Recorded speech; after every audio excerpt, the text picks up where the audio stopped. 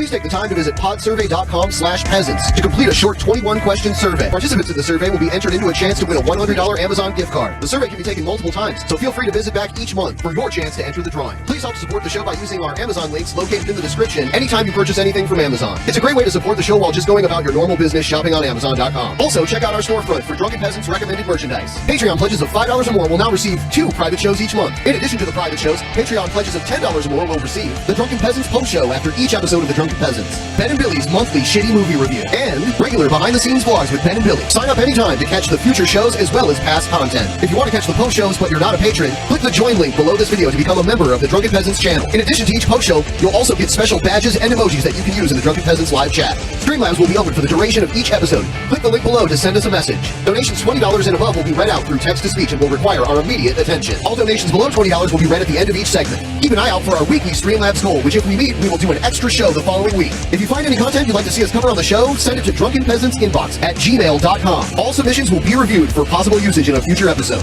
Click the Discord link in our description to join the Drunken Peasants Discord. Interact with other Drunken Peasants fans in text and voice chat, as well as the peasants themselves. Visit the Google Play Store and download the Drunken Peasants app to catch the audio version of the show while you're on the road. In addition to the app, the audio-only version of the show is also available through iTunes, Stitcher, Spotify, SoundCloud, and other audio platforms. That's all we have for now. Enjoy the show.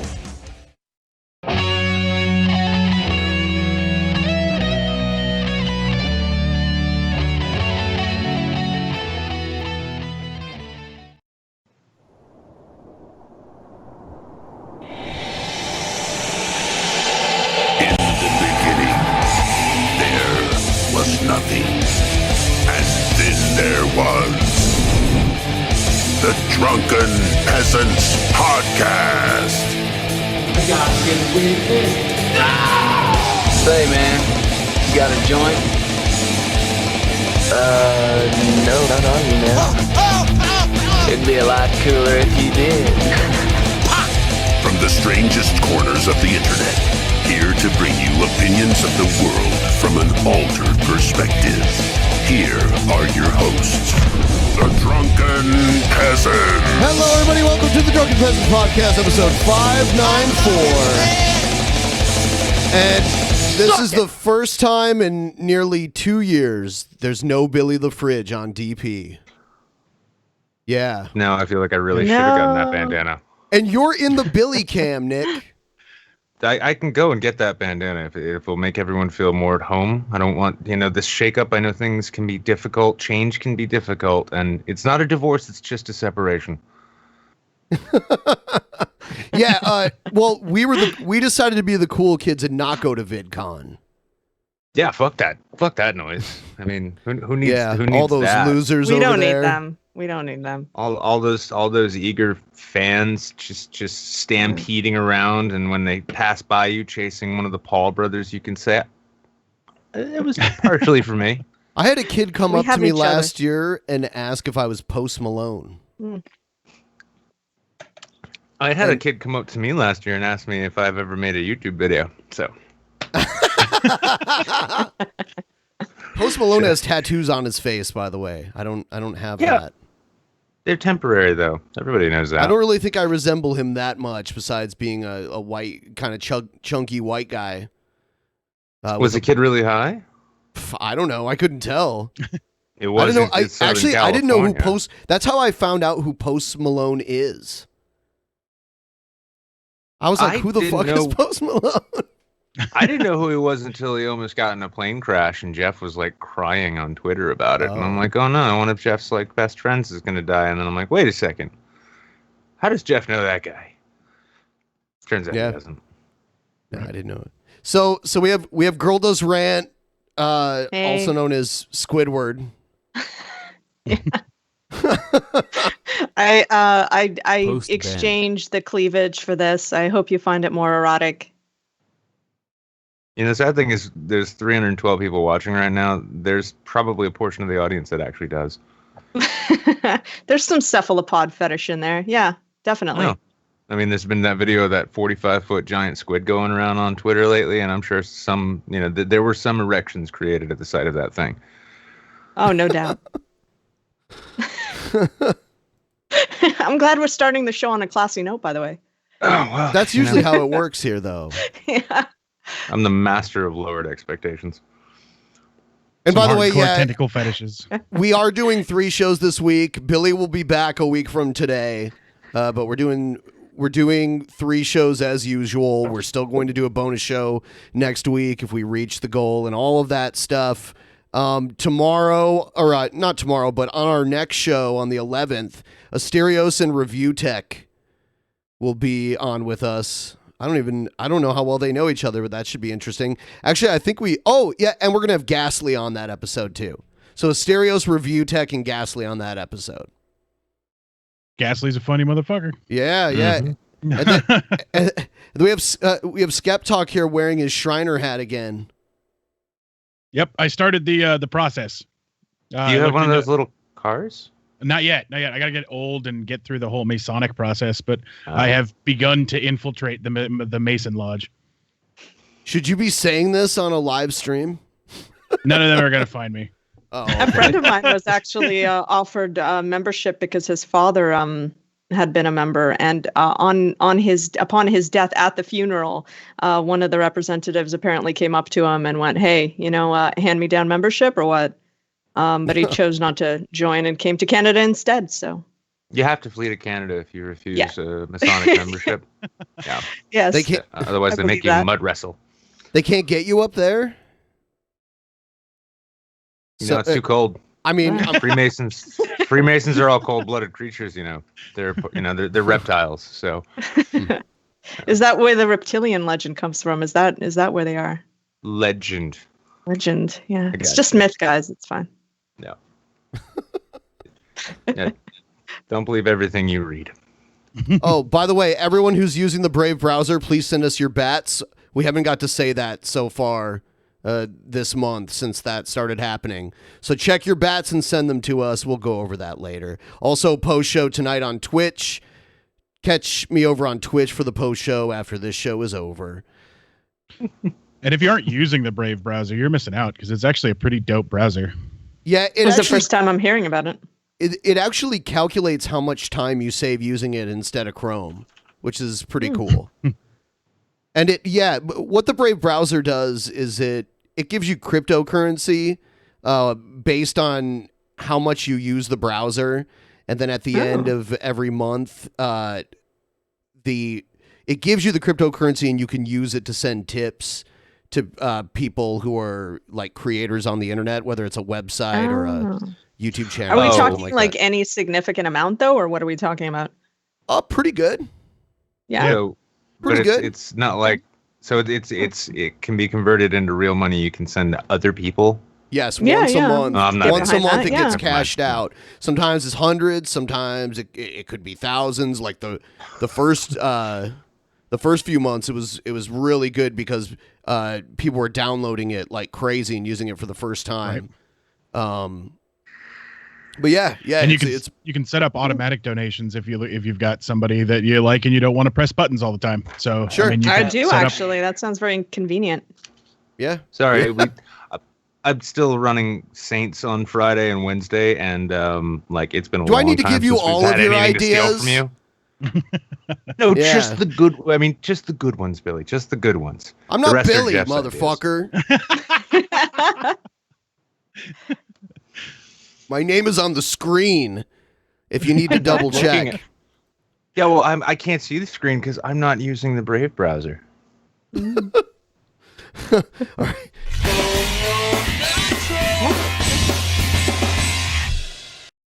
All right. So I think I'm not even going to vote on this one. I'll have you guys vote.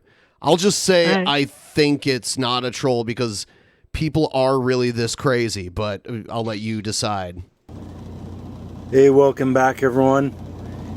The girls on Ozark, in my opinion... Are you familiar with the show Ozark? Only in passing. I've never watched it. Okay, well, it's a relatively popular show, and he's talking about the young female actresses on that show. I think one's like early teens, and then the other one's probably like 19, 20, something like that. Well, there's a really good chance they're all in their 20s anyway. I have a bad feeling about this. As soon as I saw the show, as soon as I saw this person, Sophia Hoblitz, and the other so-called girl, Julia Garner, I believe her name is, as soon as I saw them, I said, no, those are not women. Well, yeah, I mean, wow. What? Yeah. Did you not see that coming? Oh, that's great. I'm gonna go ahead right now because I'm just something of a like a sort of a voice analyst, sort of like FBI level, I can hear things in people's voices. But no, this guy, we've all heard that that trolley, kind of like go to my web zone and I'll send you some pizza rolls kind of voice. This guy, it's so sincere. I'm just gonna say this: he's legit. Yeah, He's got that slight note of madness in his, when somebody just is crazy and you don't pick it up right away because they speak calmly and stuff, and eventually that tone, I kind of get what you're saying. That tone comes into play and you're like, oh fuck, I'm talking to a maniac. He sounds like the kind of guy who spends a lot of time looking at young teenage girls on the internet. So fair? Here's Yes. the older one that he's saying, definitely a dude. If you think that's a woman, I just don't even know what to say. It looks like one to me. I don't know. There's a couple of things that immediately jump out to me. One, he's too dumb to turn his phone sideways to get a good resolution on this picture. Yep. Two, he's recording his computer with his phone. If you So guys I think this he is a woman, Right. then you've never seen a woman. My mom has a much bigger Adam's apple than this, and that's still a real woman. It's like last time I saw a vagina, I fell out of one. Yeah. You know what? It sounds like he's recording his computer with his phone from inside his car. Like, it's ridiculous. I wonder what does in his mind qualify for womanly features on a woman's face that he's so adamant that this is a dude? Like, what's wrong with her? I don't know. Let's Take see. away the hair and the makeup. Take away the hair and the makeup, okay? Okay. And add in the thousands of different things that can be done to manipulate the human form today.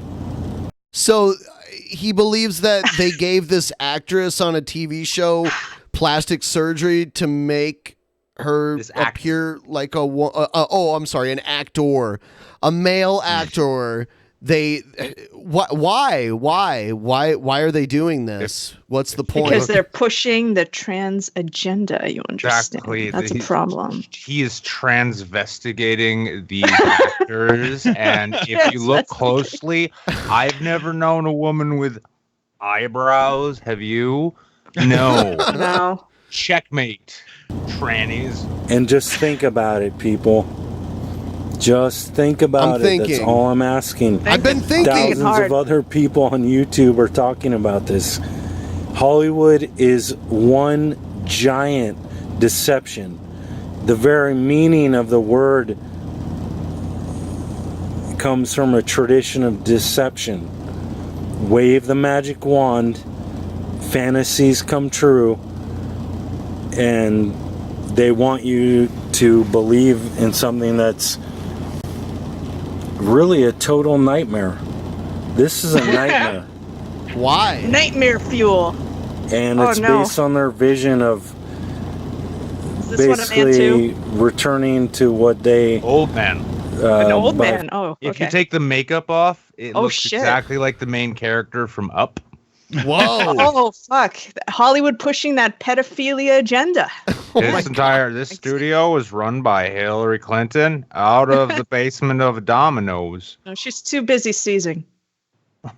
I don't understand why it matters. I don't get it. Right. Even if it was true. Well, it's because this guy has so little chance with women that if in the case that he did manage to get into a sexual relationship with a woman and she had a dick, he would die. He would just explode. His heart would seize. So he's just super paranoid about it. I was really hoping I didn't know it was going to go this way with this guy. And I was kind of hoping it might be like a semi-serious thing because this whole conspiracy would be like, none of these are actually teenagers. They're all like 30s and such. Because I don't know if any of you have seen the show AP Bio. They recently canceled it. But one of the characters who plays this like nerdy high school student, I was in a film with years ago, and she's like 25, 26 now. And she was there playing a 15-year-old. I'm like, yeah, and I was ready to agree with him. And he's like, these are men. Oh, it's the internet. I forgot. Yeah, I mean, the age disparity is common knowledge for Hollywood. Like they say, what is it that they say? That choosing an actual teenage actress behind the camera looks too young, looks too much like a child, or whatever fucking excuse they have. But yeah, at the point where like, no, Photoshop and makeup, it's a dude. No. Yeah, you know what? I've never seen that show AP Bio before, but it takes place in my hometown. Like because the people who created it are actually from there, and it's the same people that created that 70s show, and they were the head writers for the Wayne's World movie and that kind of stuff. Weird tangent, but since you brought it up. But yeah, I don't know. There's this one guy we cover, he's like Jamaican or something, and he's always like, look at this, it's a drag queen. Like everyone we show is the opposite gender that they appear to be. Mm. Do you think it's like what if you actually showed a trans person? Then what? Do you think though it's like maybe with these people it's actually some kind of like it's one of those the lady doth protest too much kind of fetishes where he's just like, if all of these really attractive ladies are actually men, you can tell because it's on my Android here, and just look at how luscious that cock must be. Yeah. Kind of like the uber homophobes that end up getting caught like molesting little boys or whatever. Yeah. Yeah. When you said that, just for a moment though, I was thinking like Uber has a service just for homophobes now. It's like we promise your driver will be straight as an arrow. He'll show up listening to Hank Williams. Don't worry about a thing. So I'm only going to say this one more time because it would be ridiculous for me to have to repeat it over and over and over again. Billy is at VidCon. He will not be back until a week from today. Billy is at lying, VidCon. Chad. Ben killed him. He told us prior to the show. He confessed. Yeah, he's got a body to bury along the highway somewhere. All right. Okay, so I guess we'll watch the news stuff because I don't know. It got me so fucking angry. The news is just ridiculous. Discriminating against woke. Wow. They're laughing at us, at our stupidity. I'll read all those in after this segment. And you better well learn to love it.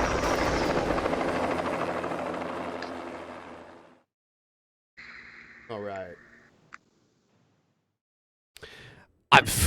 I looked at the political polls today, and I saw that Kamala Harris, however the fuck you say her name, she's actually in second place now behind Biden. Ugh. In the polls. Ugh. She passed Bernie. I have a deep-seated hatred for prosecutors, so no. Yeah. She kind of reminds me of a Hillary type. I don't know. All the people. I mean, there was. Go ahead. I don't know if you saw it. There was like, there was this clip going around where, she was she was talking with like, I don't know what kind of event it was, but she was addressing some like activist concerns about, hey, we should spend more money on schools and less on prisons. And she gave this whole like, I like prisons thing. Like, I lock my door. I like prisons. They make a lot of money. What a great parallel to draw for your argument. Yeah. Okay. It's great. It's a good Democrat, though. I mean, she's like perfect for the DNC. Right. That's why I don't understand why we have all these people running as Democrats just because they're left of center that aren't really Democrats. No, they're really Democrats. They're not liberals. No. Some of them are not, though. Not so much. Like Tulsi Gabbard isn't. Oh, you mean like they're not really Democrats and that like they're actually left. Right. Yeah. I mean, what are they going to do? Go third party, split the vote? I mean, most other countries have more than 2 parties.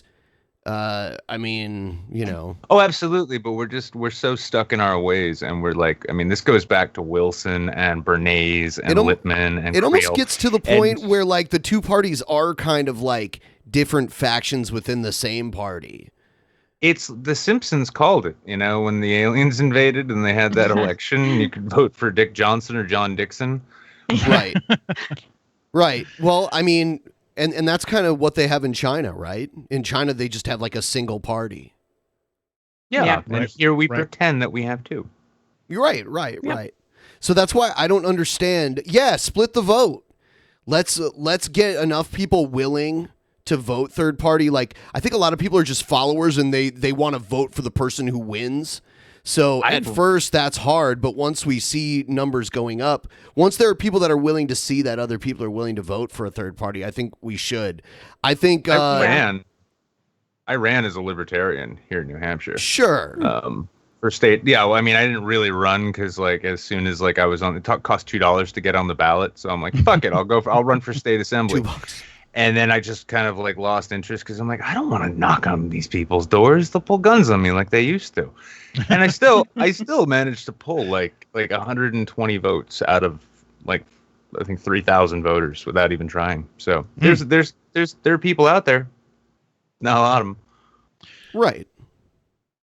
One of the problems with trying to split up the 2 parties is that the red party will vote for whoever gets put in front, so they don't divide easily. They're very, very, very unified in their voting habits, which the blue party is not. And that's the only one you can split is the blue party. Yeah, I mean, right now, consider this: if no matter what, like on the Trump side of things, anybody who is not Trump is a socialist right now. Like they even like I don't like citing them, but the Young Turks even showed like they went out and just talked to a bunch of Trump supporters, and they're like, "Oh, Joe Biden's a socialist. What makes a socialist? He's not. He's against his country and doesn't like the white people." This is all of the polling data that's been collected, going back extremely far. Biden's the green line. Yeah. And then the blue line is Bernie Sanders. And then Harris is this like orange colored line. And I didn't Warren notice the is orange like and yellow difference. is brown. That was Very subtle. I was just wondering. I'm like, how in the fuck is Jay Inslee doing Look that well? Inslee is our governor here in Washington, and I don't like him. Yeah, but look at this. Look at this. Look at this shit. Like, look at Harris's rise, and we're gonna play a video in a second here. But that's a meteoric rise there, just above Bernie, just high enough. Well, that's because she's showing up and she's presenting this sort of strong mommy character that. Yep. Unfortunately, a lot of people want, and then it's also like I'm a woman of color, so she's got the sort of evergreen Oberlin faction of the party, the Twitterati there. I cringed. And it's just like with the Kavanaugh hearings. Nobody's really paying attention to the substance. Everyone's ignoring the fact that this is like an establishment prosecutor. What was her zinger during the debate that I cringed when I heard? What was it like? We don't need a food fight. We want to know how you're going to feed our family or something dumb like that. I'm like, oh, this is so bad. She practiced that. She was like, when are we going to... Come on. That was such a generic line that she thought of ahead of time. Right. It wasn't that great. Pull out the big guns at the right time. Right. Well, it's funny too. Biden for the longest time had the nickname the Senator from MasterCard, right? Yeah. Cozy as fuck with the financial industry. And what are the Democrats upset about? Abortion. Yeah. Really? I mean, it's very selective. Yeah. It's like the Kavanaugh hearing. It's like, hey, do you know this guy has like an extensive and terrifying judicial record of, like thinking executive authority is the greatest thing on earth and that privacy is more or less a myth? Oh, me too. Got it. So that shift in the polls happened after the debates happened. You know how many debates there are that they're going to do? It's insane. They're not it's debates. insane. Hitchens said it best. We don't have debates. We have joint press conferences. Sure, whatever you want to call them. There's, I mean, it's all about those zingers, though. That's the point. It's all like, when they say who won the debate, it's like, well, I don't know. There's going to be 12 of them. There's going to be 12. People tend to pay more attention to who won the debates rather than what really was talked about. So. Yeah, well, how did they win? It's they were talking about the zingers and the burns. It's like being on fucking Twitter. It's pathetic. Yeah. I want to take a poll on who's the first on the chopping block, because they're not going to have all 50 of these people in every debate. There's a whole bunch of them that I can't see even making to the fourth debate. I don't know. Oh, man. I don't know. Who's been actually kind of growing on me, though, is Tulsi Gabbard. She's great. Yeah, but she's down here at the bottom with a lot of the other ones. Yeah. What was the joke? Because at the height, there was 23 candidates, and so everyone was calling it like the 23andMe election. Right. Yeah. Well, I mean, it's very similar to what we had for the Republican election in 2016. They had just an innumerate amount of candidates, and then they start to die off pretty quickly. Right. So a lot of them don't have enough money to run for the next year. So, well, a lot of them are. Did you ever watch The West Wing? No. I really enjoyed that show. I thought it was really smart and well acted and just well made altogether. I know it was very popular.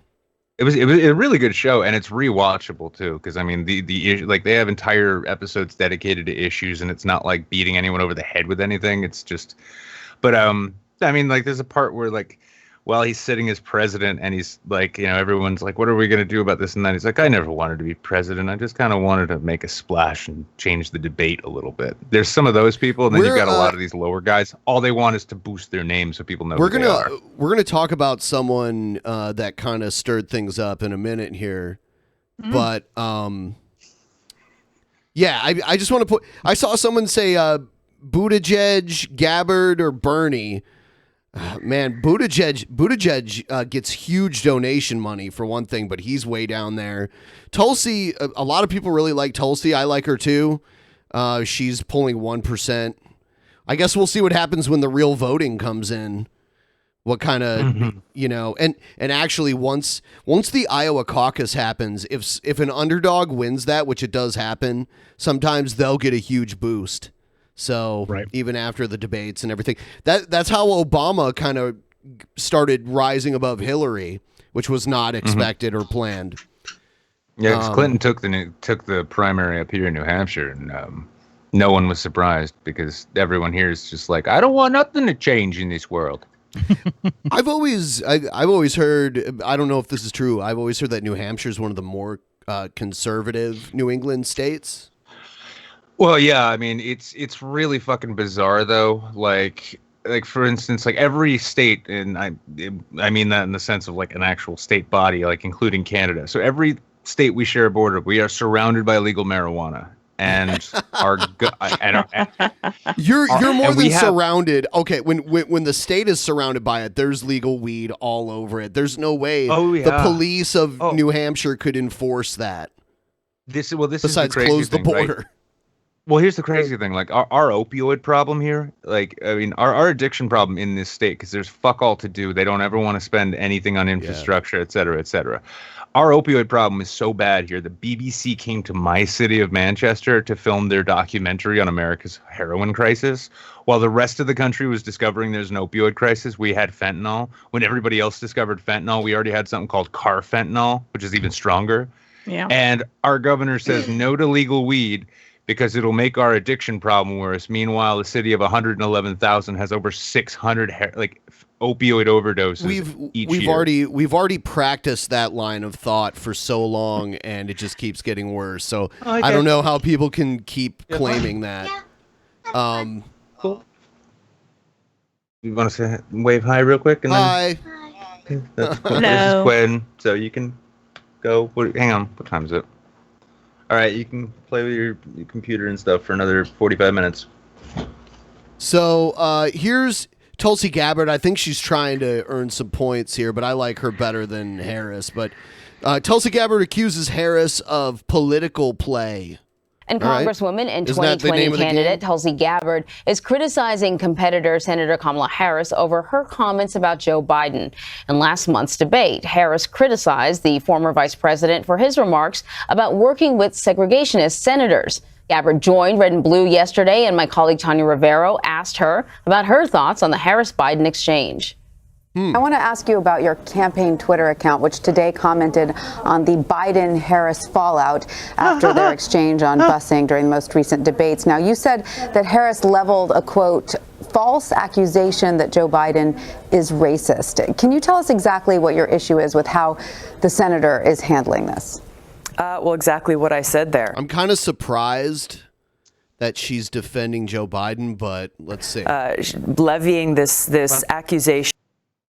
What was that? Just a funny little note, actually. If I look out my back window, I can see that exact clock tower. Really? Huh. Tiny city, man. Tiny Interesting. city. That Joe Biden is racist when he's clearly not, as a way to try to smear him. And as you point to the article that I linked to in my tweet, really what she's saying is Tulsi hoping for the Veep spot? Her position is the same Or one that she was spot. criticizing Joe Biden for. So this is just a political ploy, and I think a very underhanded one, just to try to get herself attention, to move herself up in the polls. I think that we need to be above that, all of us. I mean, she was really playing that card, but I'll tell you what, it worked. There was a huge drop for Biden after that, and people are looking elsewhere. So Right, and I think that, politically she did it really clean too. It was definitely a ploy, but she specifically started off with the words, "Now I don't think you're a racist," specifically, like to cover the basis for her. That's like saying, "You almost sound like a queer or nothing," like that, Well, she's. I mean, think about it though. I mean, what in addition to just being a prosecutor, she's been a trial attorney. This is a woman who's like, she knows how to sort of like, set up, frame a thing and then hammer it home. You can see it when she's talking like this. She looks like she's talking in front of a judge. Yeah. And that's a strength she has in the debates for sure. And she did that. I mean, the like feed their family comment, it is kind of like a Johnny Cochran kind of like, I don't know. It was dumb. I couldn't handle it. Well, I mean, it's the Twitterati though. I mean, and this is like, it's an ongoing debate you see within like, the left. And, I use that term really loosely, but if you take anyone from Bill Maher to like Young Turks, whatever, there is this battle between conventional liberalism, not the classical shit, conventional liberalism and wokeness. And these, the wokesters, they have enough influence, at least appear to have enough influence, that a lot of these candidates are going to pander as much as they can to him. And when you get a trial attorney like that, she's going to try her best to just sort of drop those little treats in there for them all the way Biden along. has also said that he would rather talk about the future instead of talking about the past. And some perhaps might wonder if the party is focusing a little too much on the issue of race at the expense of some other issues. Would you share that concern? No, I think there are still racial injustices and inequalities that exist in this country that we need to address. I think it's important for us to look forward towards the future to see how we can come together as a country, how we can break down these injustices and inequalities and come together. Whatever the side issue, no one today is going to look at the camera and go, yeah, I think we should focus away from the race issues and focus on something more important. Right. Yeah, sure. I feel like committing political suicide right now. Why not? Right. Yeah. It's such a loaded question. I mean, why would Joe Biden be the vice president under the first black president if he was racist? I don't know.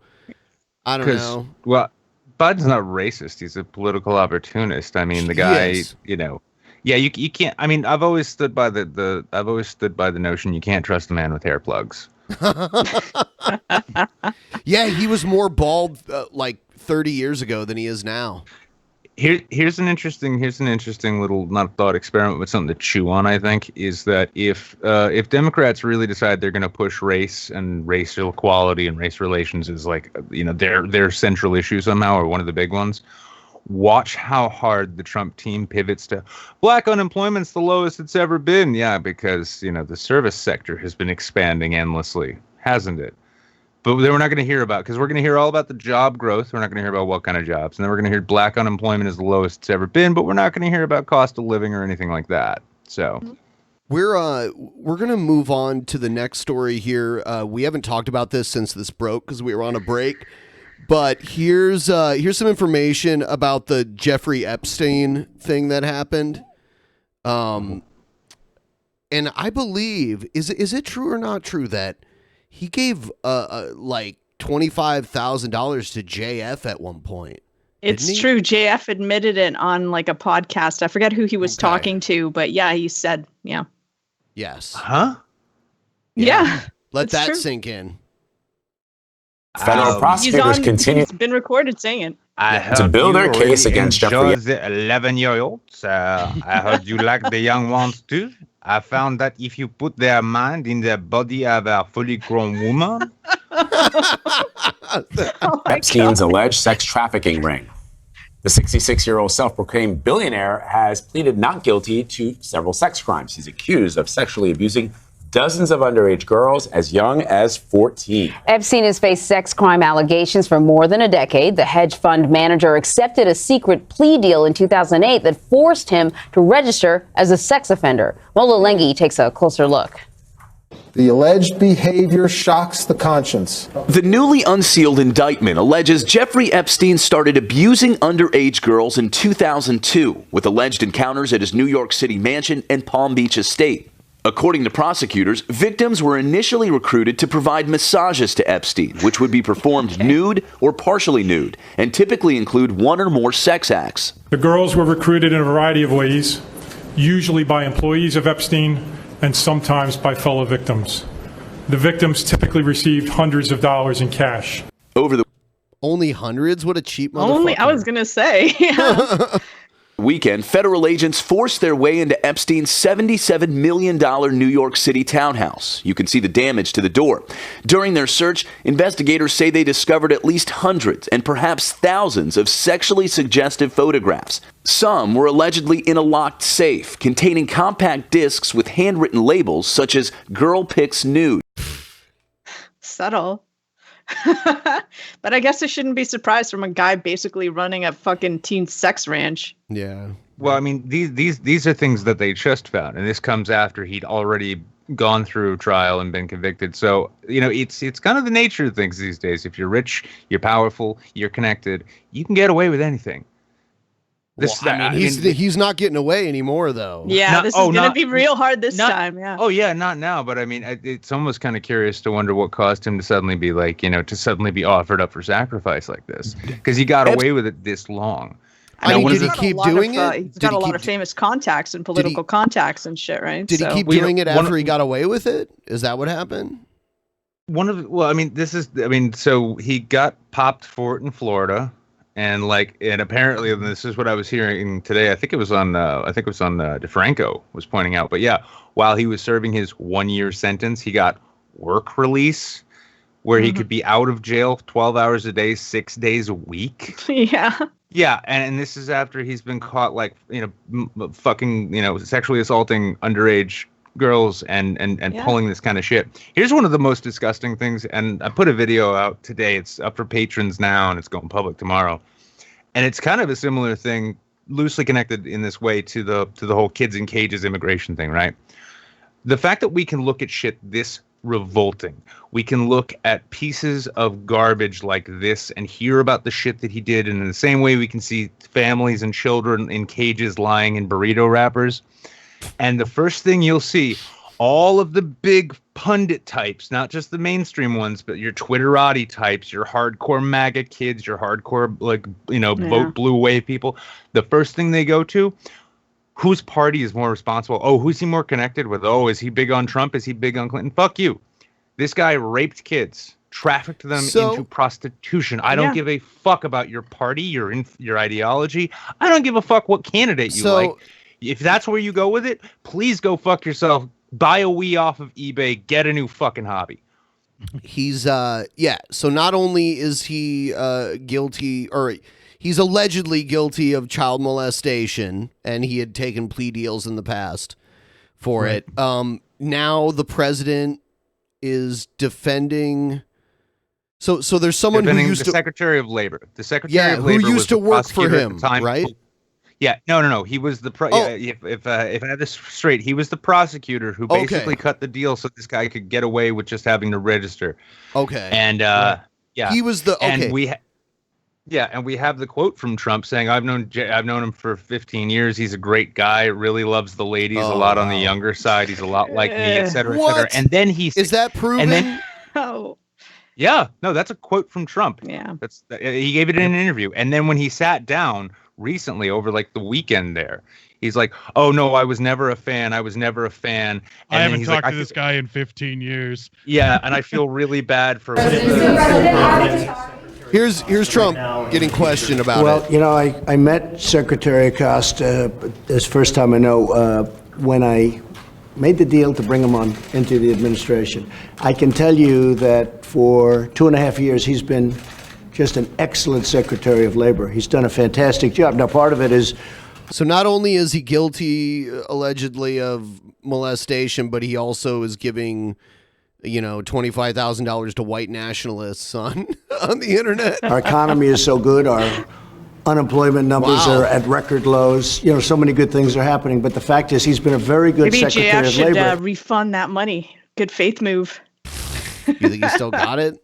But the thing is that the Jews own everything in this world, in the Western Hemisphere, and I will take their money so they cannot corrupt the white people anymore. If I'm remembering correctly from that podcast, he'd said that this was prior to him starting his YouTube channel and stuff, and it was like a gift for him to expand his voice online and his channel and everything. I don't remember quite right though. Yeah, I remember that. The Trump quote that we were referring to was in New York Magazine in 2002, and he said, "I've known Jeff for 15 years. A terrific guy. He's a lot of fun to be with. It's even said that he likes beautiful women as much as I do. Many of them are on the younger side." Oh yeah, but he was never a fan. He was never a fan. Now to be fair though, the younger side doesn't necessarily mean young, like under a certain age. We're talking about a president who would fuck his daughter if he didn't think it would harm his public image. Oh my God. Yeah. Well, specifically Trump being a little bit older. Well, not a little bit, but 20 years ago still puts him in his 50s. So a younger girl could be, 30, 20. Yeah, let's keep in mind, if I'm not mistaken, before the election, there was an allegation against him by a woman who said that he raped her when she was 13. Sure. Mm-hmm. I mean, if it's proven, then we'll see. Do we know if this guy's going to run into any double jeopardy issues since the fact that he took a plea deal for this stuff before? I think it was charged in another location. Yeah, I don't believe so. No. It happened 12 or 15. The prosecutor even said when he was asked about the adjudication of it all, he even said that the Southern District of New York has that their decision to go ahead with charges is not in any way influenced by the Florida verdict, which is funny because if you look into the case, you'll find that that Epstein's lawyers worked really closely with Costa, who was the prosecutor at the time, and his office, and that they did everything they could to move the venue from Palm Beach to Miami so that it could get it out of the jurisdiction where the victims lived. Yeah, absolutely. I mean, for what he did, it was the equivalent of a slap on the wrist. It's pretty shameless. Years ago, with respect to when he was a U.S. attorney, I think in Miami. Is it Miami? Yes. If you go back and look at everybody else's decisions, whether it's a U.S. attorney or an assistant U.S. attorney or a judge, you go back 12 or 15 years ago or 20 years ago and look at their past decisions, I would think you'd probably find that they would wish they maybe did it a different way. I do hear that there were a lot of people involved in that decision, not just him. I can only say this from what I know, and what I do know is that he's been a really great Secretary of Labor. The rest of it we'll have to look at. We'll have to look at it very carefully. But you're talking about a long time ago. And again, it was a decision made, I think, not by him, but by a lot of people. So we're going to look at it very carefully. we'll be looking at that very carefully. Okay. But obviously, you know him too, and you think he's cool. Is it me? He's a good guy. He's a good guy. We're going to find out the extent of this, but he's a good guy, Ben. Am I alone in this though? Like, so we've slogged through this really sad sitcom of a presidency as long as we have now. Am I alone in finding it like increasingly difficult to maintain intellectual respect for actual Trump supporters, the kind of hashtag MAGA in the bio people who still think he's great? Yeah. Because if you can't come to a reasonable adult decision about the fact that this guy is a predatory, opportunistic scumfuck who has no business in public life and should probably be locked up, there's something fucking wrong with you. You need to put the paint chips down and pick up a salad. 40 chess. I mean, I totally agree. Like, I got to be honest with you. When he was first elected, and even prior to that, and the support was building from the aforementioned MAGA guys and everything, I was like, I'll give it a chance. I'll give it a fucking chance. And there's just no way anymore. So I don't know how you can retain the kind of support that they have for him anymore. I don't know. Nick, did you vote for him? I lost a bet, so I had to. You voted for you and Jeff Holiday both voted for Trump. I lost a bet. Listen, I don't take whatever. my Dude, I don't if you're willing take to my bet vote away your right to seriously. vote, hold on. If you're willing to bet I away wasn't your gonna right vote. Hold on. If you're willing to bet away your vote, then I'm sorry, you're just as responsible as if you had intentionally voted. You should have just moved to Canada for the month, man. Right. Holy just shit. come on back after the election. I'm not allowed in Canada, okay? Oh, no? No. Not allowed in Canada. But no, I mean, no, it was, the thing was I was pretty sure I was going to win, and I wasn't even going to vote. And New Hampshire went blue that way anyway, and we all knew it was going to happen. Blah, blah, blah. Anyone can say any state went. Hey, I'm not proud of it. Yeah. Yeah. And here you are. It's funny that you voted for him, and you're the one talking about how fucking terrible of a president he is. Yeah, I don't. Listen, I also ran for office and didn't vote then at all.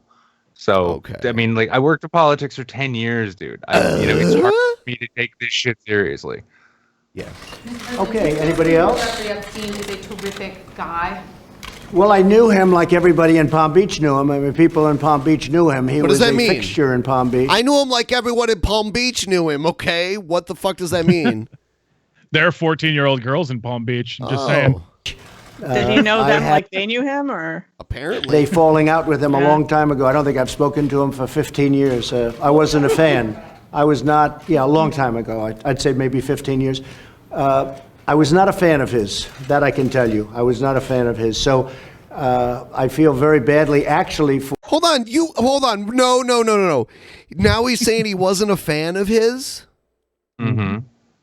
But that's not what he said before. So that is an outright lie. Well, yeah, but let's keep in mind this is the same guy who calls Vladimir Putin and Kim Jong-il great and wonderful people, right? Vladimir Putin. But then, if they do something wrong, he never really liked them. Anything that comes out of his mouth is instantly forgotten by him moments later.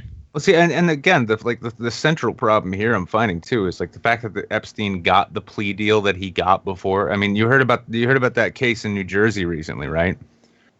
16-year-old at a party. She had some drinks. Oh, yeah. Woozy, nauseous, got raped. Kid recorded it, sent it to his friend, and the judge wrote, "Well, he comes from a really good family. He does good in school, and he's an Eagle Scout."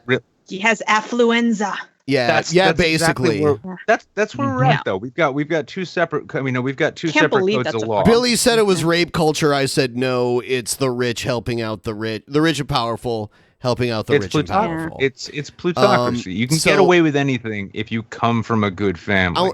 I want to say this is ridiculous. More Trump bullshit. Trump's garbage. We're gonna move on. So F's in the chat right now for our homie Ross Perot. Pour out a fucking 40 into the grass for our homie Ross Perot. Ross Perot launched an independent bid for the White House in 1992, facing off against President George H.W. Bush. And the only time this will ever happen, this will never happen again. It'll never, ever, ever happen again. Where they had a third-party candidate debate the two others. You know who's running for the Libertarian nomination right now, though, right? my good friend, our good friend, everyone's favorite good friend, Vermin Supreme. Yes. Sure. Democratic challenger Bill Clinton. I have lived the American dream. I came from a very modest background. Nobody's been luckier than I've been. Perot grew up in Texarkana. He's like 5 feet tall. Texas in the Depression era. His first job was delivering newspapers on the back of a pony. Perot served in the Navy, then became a top salesman for IBM. He later founded Electronic Data Systems and sold the computer services company to General Electric in 1984, earning billions. The candidate is Ross Perot. Yeah, I remember this shit. The issue is the national debt. Perot got into the 1992 president. He was right about a lot of stuff, too. He said that NAFTA was going to, like, take a bunch of jobs to other countries, and that did happen. There was a lot of shit he was right about. Race on a platform of balancing the budget and ending the outsourcing of U.S. jobs. Clinton won the election, and some Republicans blamed Perot for Bush's loss. He drew 19% of the vote. That's not bad. Look at that. That's a respectable amount. That's actually exceptional for. I mean, because he ran as independent, right? He wasn't libertarian. No, he started his own party. It was actually also Jesse Ventura's party as well. Yeah, well, he's a hero of the libertarians in general. And the thing I noticed was that when I was working during the 2008 cycle, right, prior to the 2008 cycle, up through about 2010. On the conservative side of things, it was usually floated between 8 and 12% identified themselves as a libertarian-esque conservative. And then after that, it continued to grow up until in 2016, I think it hit a peak of around 14%. The fact that he could take 19% of the vote total is quite impressive. Yeah. Yeah, he didn't win any states, though. That's the thing. He didn't get any actual electoral votes. Can I give a quick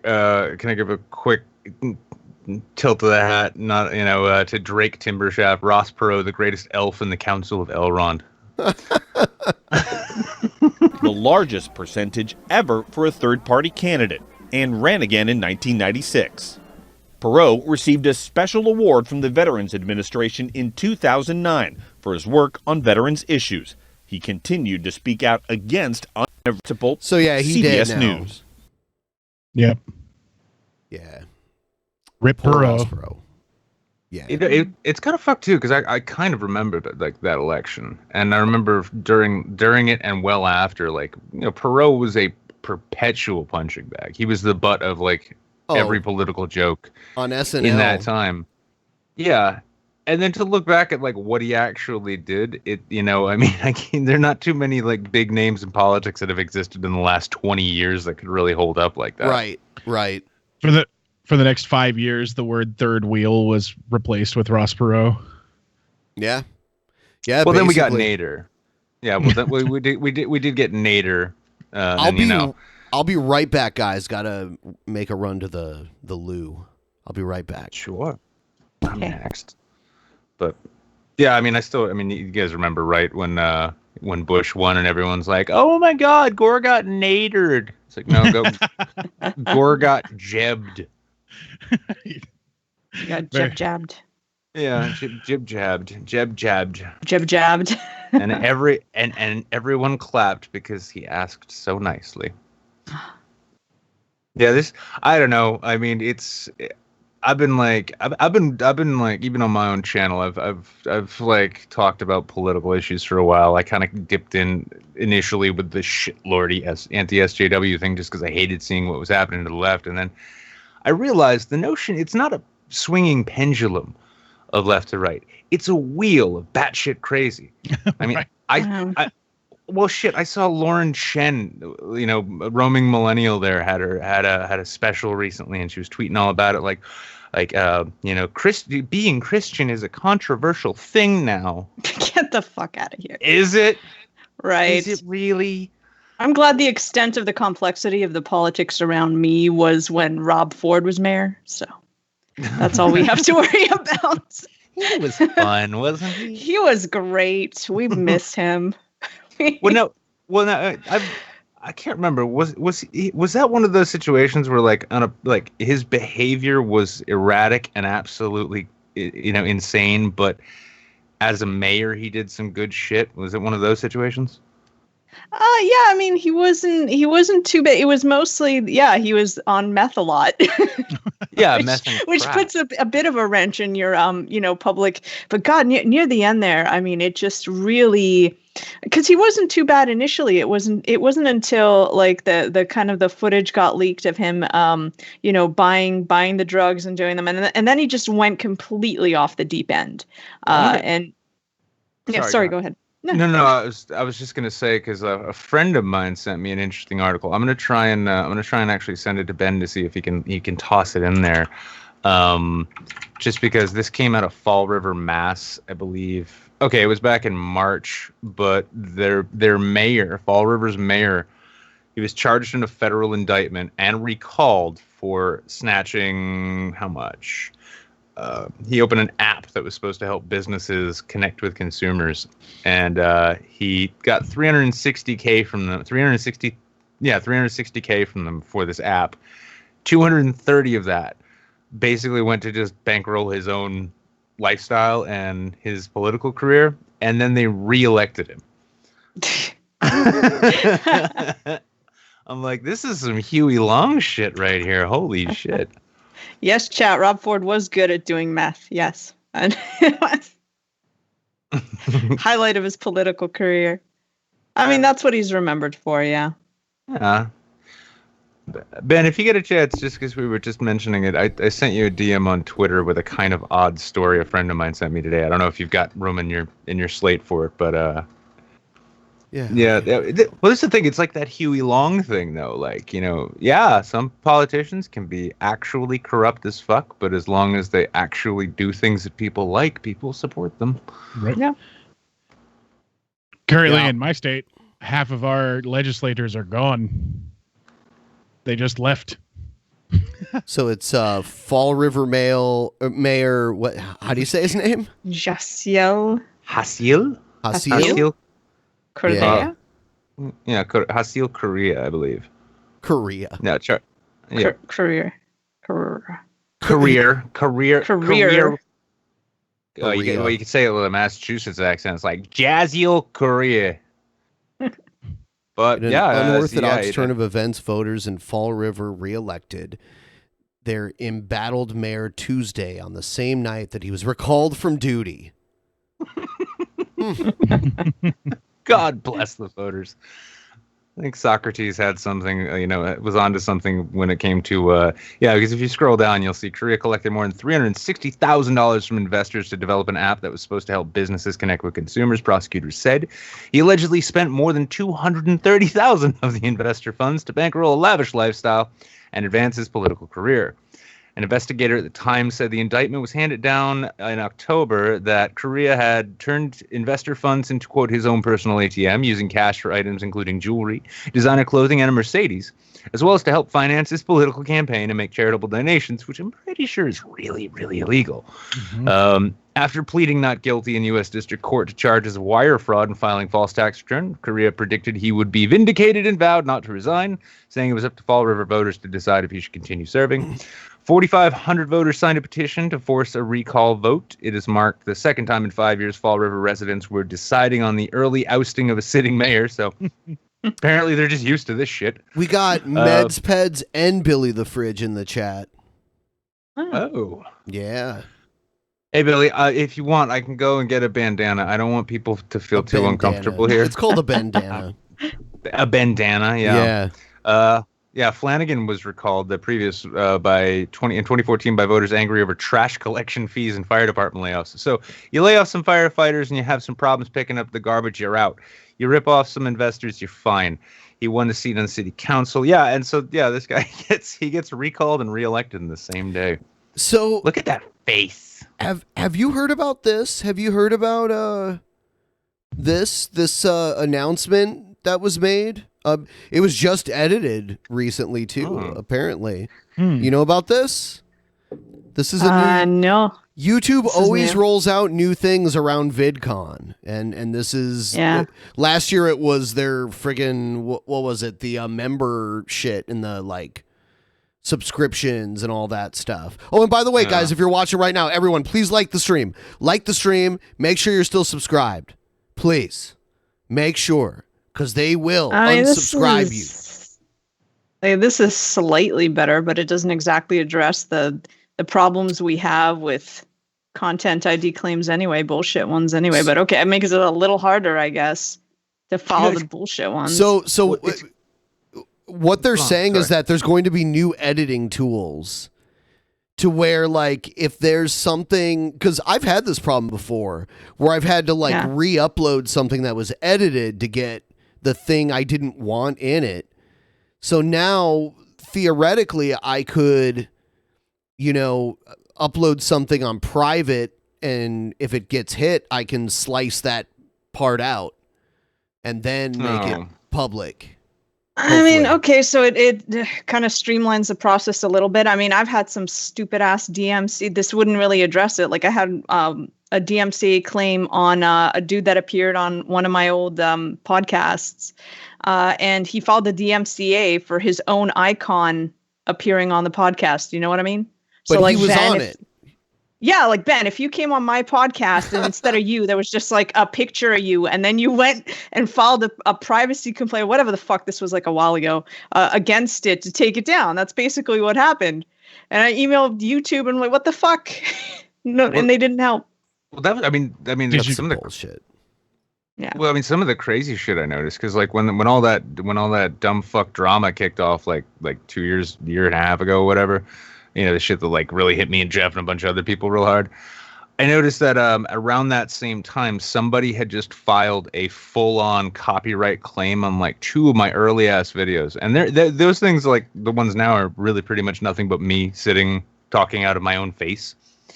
And I looked, and like they uploaded it to they ripped it and uploaded it to their own channel. You can see the dates, like mine clearly came first. They had 100% copyright claim on this, and the only way I could dispute it was by giving this person my name, address, phone number, and all. Right. And I wrote YouTube. I'm like, yeah, listen, like there are a lot of doxers who have been like trying to fuck with these, and they're like, oh well, we're sorry, sir. There's nothing we can do. What's curious about this shit is that they always also seem to roll this kind of shit out, which is like, a little pat on the head, like, here you go, guys, we're making it better for you, at the same time when they do some other shit which hurts real creators. Because I saw David Pakman today was talking about how he noticed algorithmically YouTube is full on starting to favor the CNNs, the MSNBCs, the corporate media, who are trying to get in here between the late night shows and their news broadcasts. And he was looking like the recommendation feeds, for instance, like his own, he lost something like 3 million views from what were typically recommended views. Pakman, David Pakman. Oh, beautiful. Anyway, go ahead. Yeah, well, no, I just found it funny because if that's something they're quietly rolling out, if they're gonna try throwing people this bone.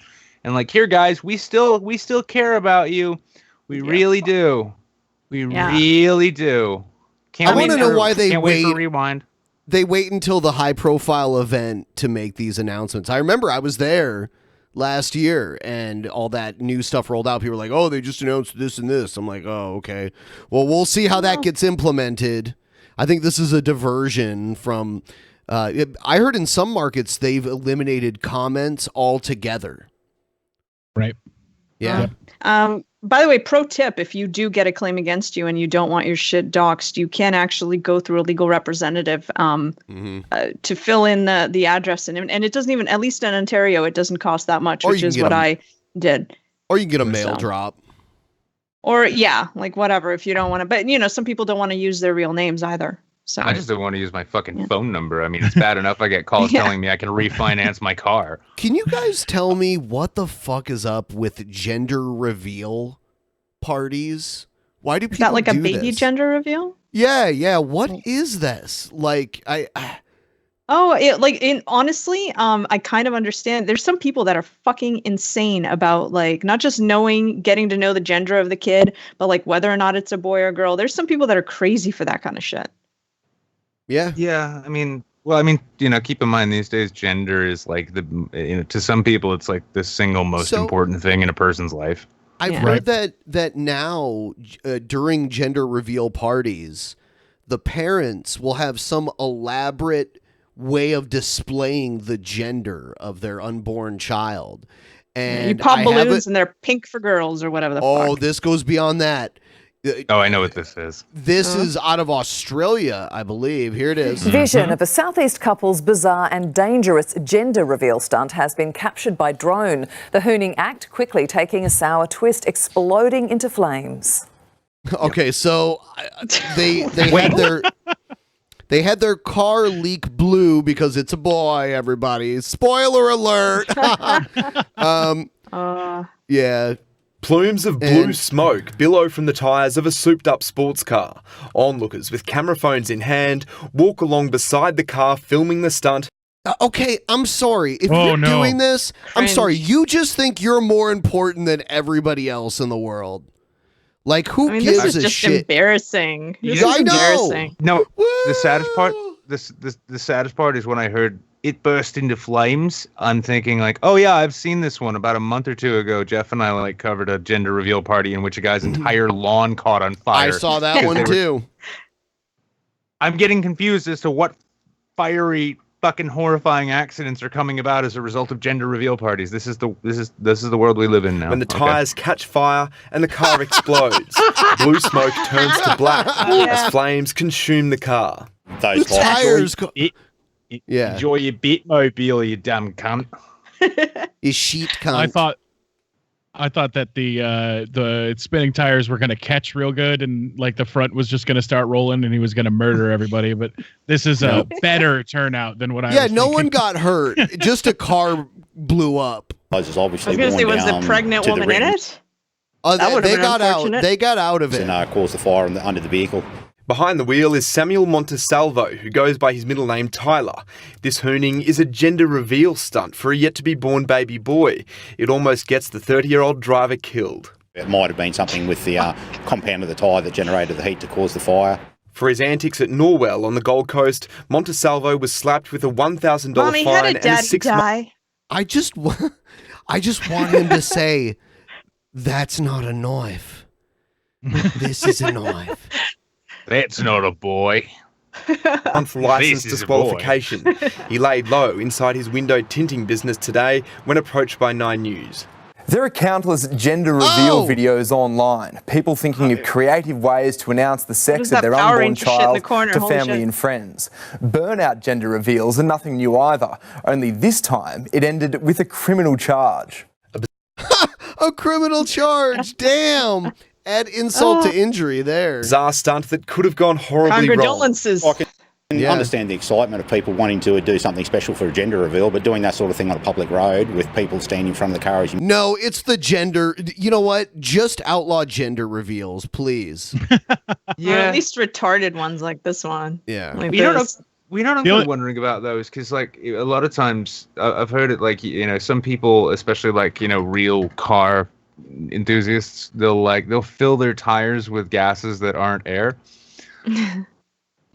Someone in the chat said it doesn't look like a public road. Welcome to Australia.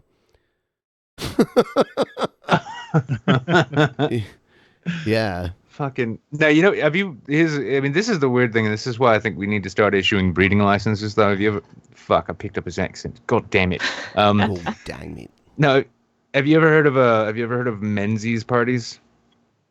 No. That's another thing that apparently parents do these days. Yeah, it's like when their daughters. No! Oh God! Yeah. No! Those are things. I Those just are realized things. what you meant. Oh. Yeah. Like Menzies. Ugh. Yeah. Motherfuck. Yeah, this is. I'm telling you, breeding licenses. It's like, okay, maybe put a literacy test. Maybe. Maybe that's a start. I thought those fucking daddy-daughter purity ball celebration shit was creepy. But that's yikes. I just troll the shit out of my kid. That's all I do. Like the worst thing I'll do, I'll just like shout for her to come and like, I'm like, hey, stop what you're doing and come here. And what Is Dusty's owner watching right now? I just want to throw it out there. Dusty's owner, if you're watching, say something in the chat. Otherwise, I want to let you know, Dusty might be a beautiful bird, but, oh my God, I saw the most majestic cockatoo ever. What's a cockatoo? My new bird is better than all your birds. I know exactly. Oh, you got a bird? Yeah.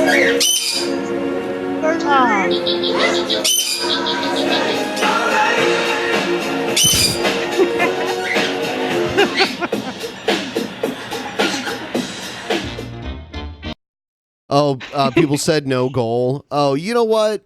Yeah, I probably should update that. I'll do that really quick. So we're at 60-11. So I will update that right now. Nope. Yeah. I forgot about that. Thought I had remembered everything this time. Now here's the thing: is Dusty's bird going to perhaps have an arranged marriage with this one? Be like Step Up to the Birdcage featuring like Nathan Lane. Nathan Lane.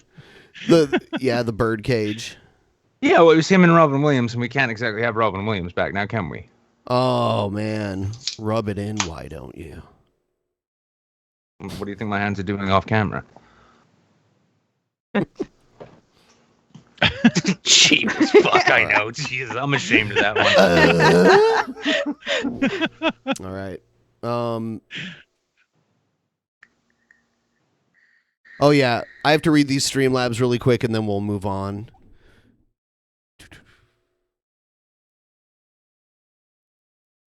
What the fuck? Okay. PT Ham said post Ben. I don't know what you mean, post Ben. It was when you were talking about Post Malone. Oh, shit. Yeah, that makes sense. Ant 007NY.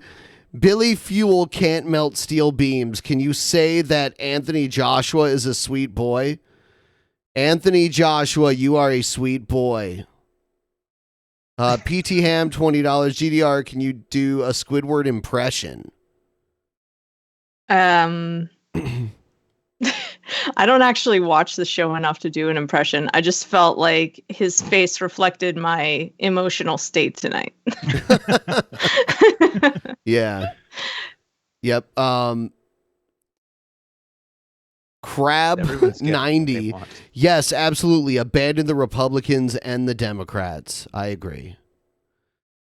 The Democrats. For election 2020, there are only two candidates from the Democratic Party that I'm really interested in. Bernie Sanders and Tulsi Gabbard. Well, Bernie Sanders is the only one that's really polling, but that depends on whether or not you agree with the polls. Polls can be wrong. Very much so. Zach Perez, hey BENPAI, is the last one of my vacation in Seattle. I only regret I didn't get to sing You Deserve an Oscar to Billy. I wish I could live up here in Sweet Boy Land. The vegan strip club in Portland was cool too. There's a vegan strip club in Portland. I've never heard of that. I've been to Portland. Combination of things. I've been to Portland and I've been to strip clubs in Portland. I didn't know there was a vegan one. Are the girls all vegan? Like, what makes... They pass out halfway through their set. There's no animal products. Yeah. They're hairy. I don't put any animals in their booze. I don't... Got a bit of shag carpet going on. You know what I mean? All natural, yeah. Electric Flu-Faloo. Hey guys, good to see you, Ben, and all these lovely guests. I donate more, but bills about sucked me dry, so have some of my tip money. Also, Streamlabs won't let me change my nickname. It defaults to my YouTube, so y'all could call me Salem. Okay, Salem. Is that the cat from Sabrina, the Teenage Witch? Or a town in Massachusetts. Brian F3, $2. I think I saw Lord Humongous in the background. You did? Whose background? I don't know. Just in the darkness right behind you. Oh man, I'm frozen. I didn't even know I was frozen. Oh, you are, yeah. Yeah, I have to refresh. It just looked like you were really intensely reading those. That's all. I didn't even pick up on that either. So there's multiple vegan strip clubs in Portland. One of them is Casa Diablo. Wow, I had no idea. And I'm trying to figure out what the hell it means by vegan strip club. Like, what makes it vegan? Well, extra daddy issues. A lot of strip clubs in Portland serve food, and a lot of them are steakhouses. Like a few weeks ago. No meat on the menu seems counterproductive. I don't know. Just thinking, like, how many guys do you think sit down like, there's only one piece of flesh I'm interested in here? oh man, I've eaten the steak at the strip club with Jeff Holiday multiple times. We've had the steak dinner and the buffet and the baked potato. You eat a buffet at a strip club? Dude, it's a salad bar buffet. Dude, it's just totally normal there. It's like we have one strip club in the entire state here, and for the longest time, anytime I'd go there, it'd be like a high school reunion, and I'm not talking about the patrons. I just sit down at the stage or something, get a drink. Blonde shakes her boobies in my face, and I'd just be like, "Hey, Steph, thought you were in dental school. Oh, you still are? Where are you going? Never mind." I think right now is the best time to inform everyone of our wonderful Sweet Boy t-shirts and other gear. There's a link in the description if you want to check that out. Also, don't forget, we're doing the post show on Twitch tonight if you want to catch us there. Tomorrow I'm doing the Altered Perspective over on my channel. So don't forget to check that out. And yeah, here's all this wonderful shit too. Oh, I like the Fallout variant. That's Yeah. The Billy one's cool because he has the donut and everything. Yeah, it's great. Buy the merch before they get sued. It won't happen. It won't happen. Ooh, Teddy Rubskin, man. Teddy Rubskin is totally flattering me right now in the chat. What a great guy, Clearly Teddy. never seen Saints. I don't know. I mean, man. great show. Yeah. Do you know about Teddy? I think I've seen him in the chat before because I do pop in. Have you actually seen Teddy? No. No. Oh man, he's the coolest bear that's ever been on this show. I want to bring Teddy on now. He's like a drinking, smoking, perverted version of Snuggles, the fabric softener bear. Right.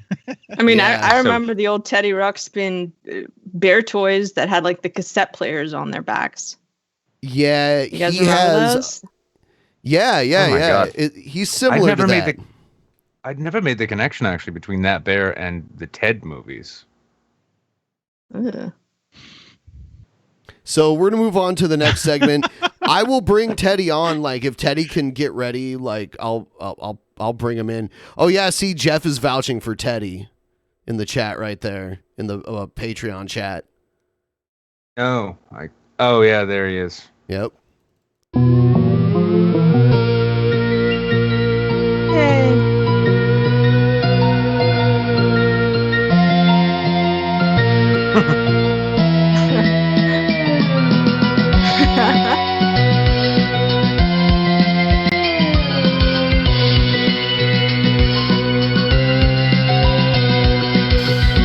Oh my God. So, in this line of work, I get both horrified and happy when I find a new crazy person. Ooh. Excellent. By the way, if you guys aren't following G-Time Johnny on Twitter, you're missing out. Yeah, he's running for president, by the way, and well, I do have one of his videos lined up here too. Did you guys hear about the earthquake that happened in California recently? Both of them? Yeah. There's footage of people. Yeah. Well, there's a YouTuber. She goes by the name Tornado TN, and she used to be known as Tila Tequila. And she's very happy about these earthquakes because she warned us all that God would rain down fury on the evil Hollywood elite. And here she is. What the fuck? Oh my God, what happened?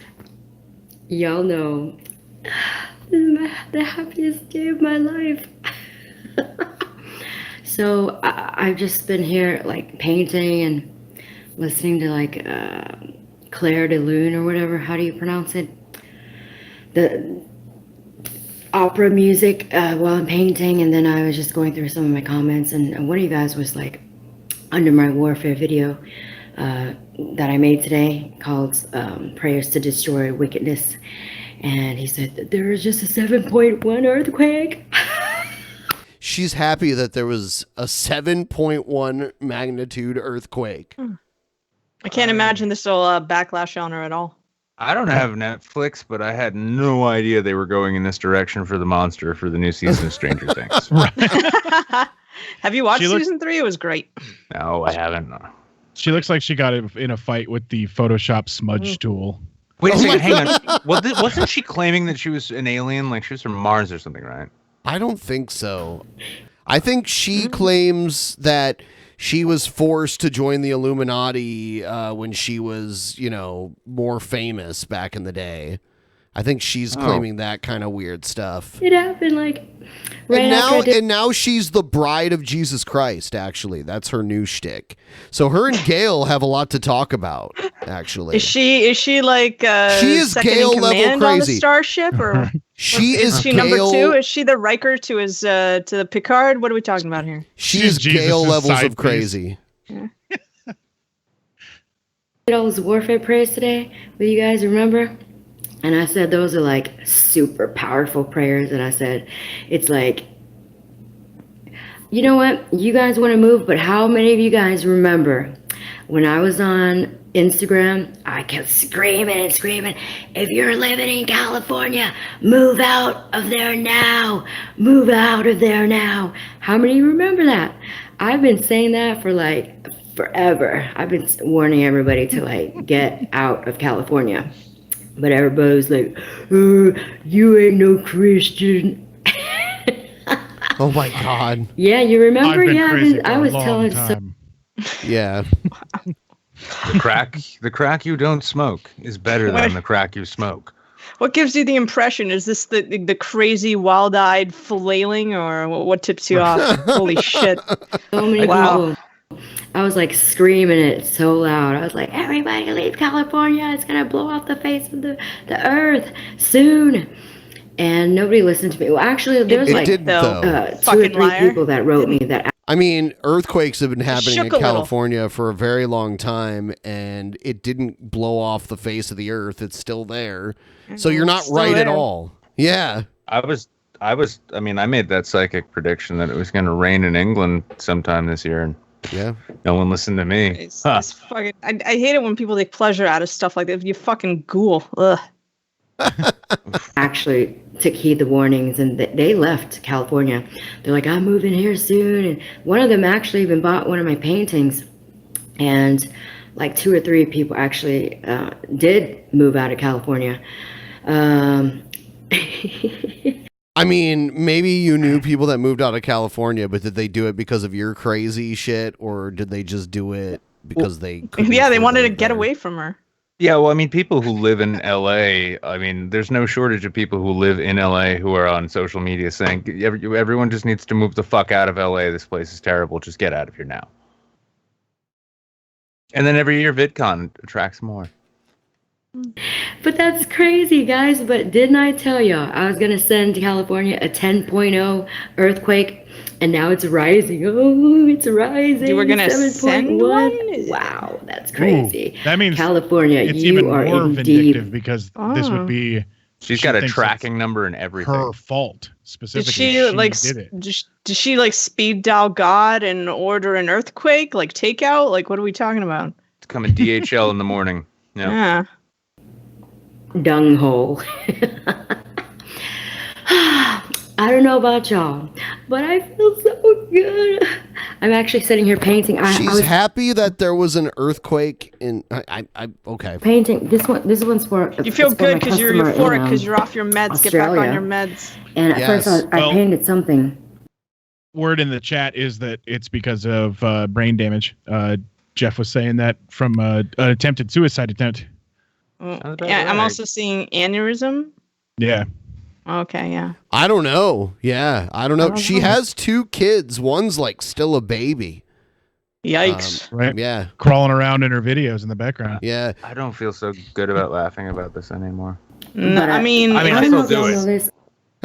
I'm I don't know. I mean, look, look, you can get treatment, you can get medication and stuff. Like, This is I don't- looking like some ECT level requirement, though. I mean, I don't think ordinary cognitive behavioral therapy would really help this. I mean, I'm not a clinical professional. If I was, I'd make enough money to not be a YouTuber. But I mean, it's difficult to feel empathy even for a ill person in the head when they're so clearly taking joy in something so ugly. You know, Right. It's right. just difficult. yeah, but the joy is not even being processed correctly. It's I know.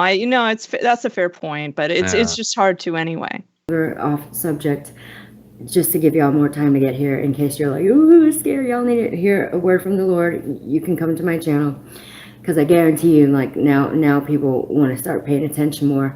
But anyway, so while I give y'all time to get here, I don't know if y'all know this, but you probably don't if you're not a painter.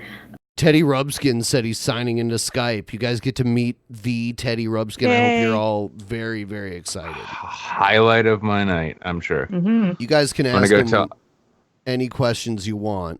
Let's see. Where would I start? It's like that Mitch Hedberg joke. It's like, do you like toast too?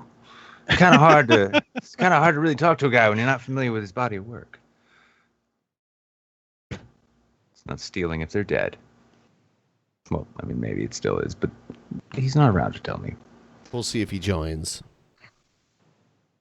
Anyway. Painting takes a lot of mental exertion. I mean, it's like that's why I hate listing it, and me listing my paintings for like $100 here and there. It's like, you know, I know it's just trying to be nice for y'all and everything, and it feels really amazing to see my paintings being hung up in. Oh man, here's Teddy Rubskin. What's up, Teddy? Hey, how you doing?